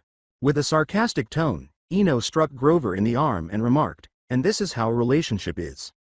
Grover pouted and rubbed his arm, saying, "Ow, damn woman, I'm just playin', I'm just havin' a little fun." "It's all right, right Ino?" Percy asked, glancing at Ino. With a sigh, Ino said, yeah, blah blah blah." Grover asked the two siblings, "So is it okay if I get your cabin when you two get kicked out?" Annabeth turned to Grover and asked, "Seriously? Don't be worried, it's just Mr. D." Naruto nodded and said, "Yeah, if Chiron had something to do then." He trailed off as he saw Chiron patiently waiting for the Poseidon children at the big house steps, rubbing his hooves against a rock. Annabeth said, "Oh, you two are so massively screwed." "No doubt about it," Naruto said with a nod, with Ino at his side and the others trailing behind. Percy approached Chiron and said, "Whatever it is you think we did, we didn't do it." Ino pulled out her Samsung Galaxy S3 and looked at the time, saying, "Yeah, I haven't done any of the bad things you told me to not do in like 4 hours so far." Chiron reassured the siblings, saying, "You two have done nothing." "That's damn right." "Wait, what?" Ino said with a sharp nod. Chiron replied, "As you both know, you two are known to be Poseidon's only heirs." Like Ino, Percy took a step forward and said, "Yeah, so? So it is believed that that information has been untrue. So you're saying that Percy and Ino may have a brother?" Grover asked, blinking. Turning to face him, Annabeth said, "Or a sister." Naruto added, "Or a transgender sibling." The "what the fuck" and "shut the hell up" faces were simultaneously given to him. "Sorry, just sayin'." Chiron gave a nod with a smile. Grover said, "Holy sticks, another Poseidon half-blood." With a shake of his head, Chiron said, "Not exactly." Chiron was describing their new sibling when he led Ino and Percy inside to meet their new half-sibling. Ino interrupted Chiron, saying, "Technically, Tyson's not really a half-blood. Half-bloods are half-human, that's the name." Ino exaggerated, "The hell, Chiron, just tell us what the kid is already." Percy pushed her for being impolite. "See for yourselves, then." Chiron sighed and opened the doors, revealing a child a year older than Percy and Ino. He had fair skin, shoulder-length disheveled light brown hair, and one eye when he turned around. Dionysus said, "Hi," to Ino and Percy. "Hi brother, sister," said Tyson with a smile. Percy and Ino were astounded to learn that their brother was a Cyclops. My gods, before you know it, Ino's eyes rolled in the back of her head and she fainted, But fortunately Percy was able to save her. It was simply too much to process, too much man. Because there was a Cyclops eating quietly at the table. Everyone at the other tables was looking at Percy's table. Secondly, a Cyclops is eating at the table. Tyson was seated next to Percy. Grover was staring at him from Percy's side. Ino was eating her food slowly. And Naruto was stunned to see Tyson. As he chewed a cauliflower, Tyson glanced at Naruto and Percy and said, "So you two are the big shots here, right? You two saved the world and stuff?" Grover continued to stare at Tyson as he slowly put the food on his fork into his mouth. "Why yeah, Percy nodded. So that's it for today. I hope you guys enjoyed it. Don't forget to like, share and subscribe to the channel for more awesome stories like this. Thank you. See you all in my next video.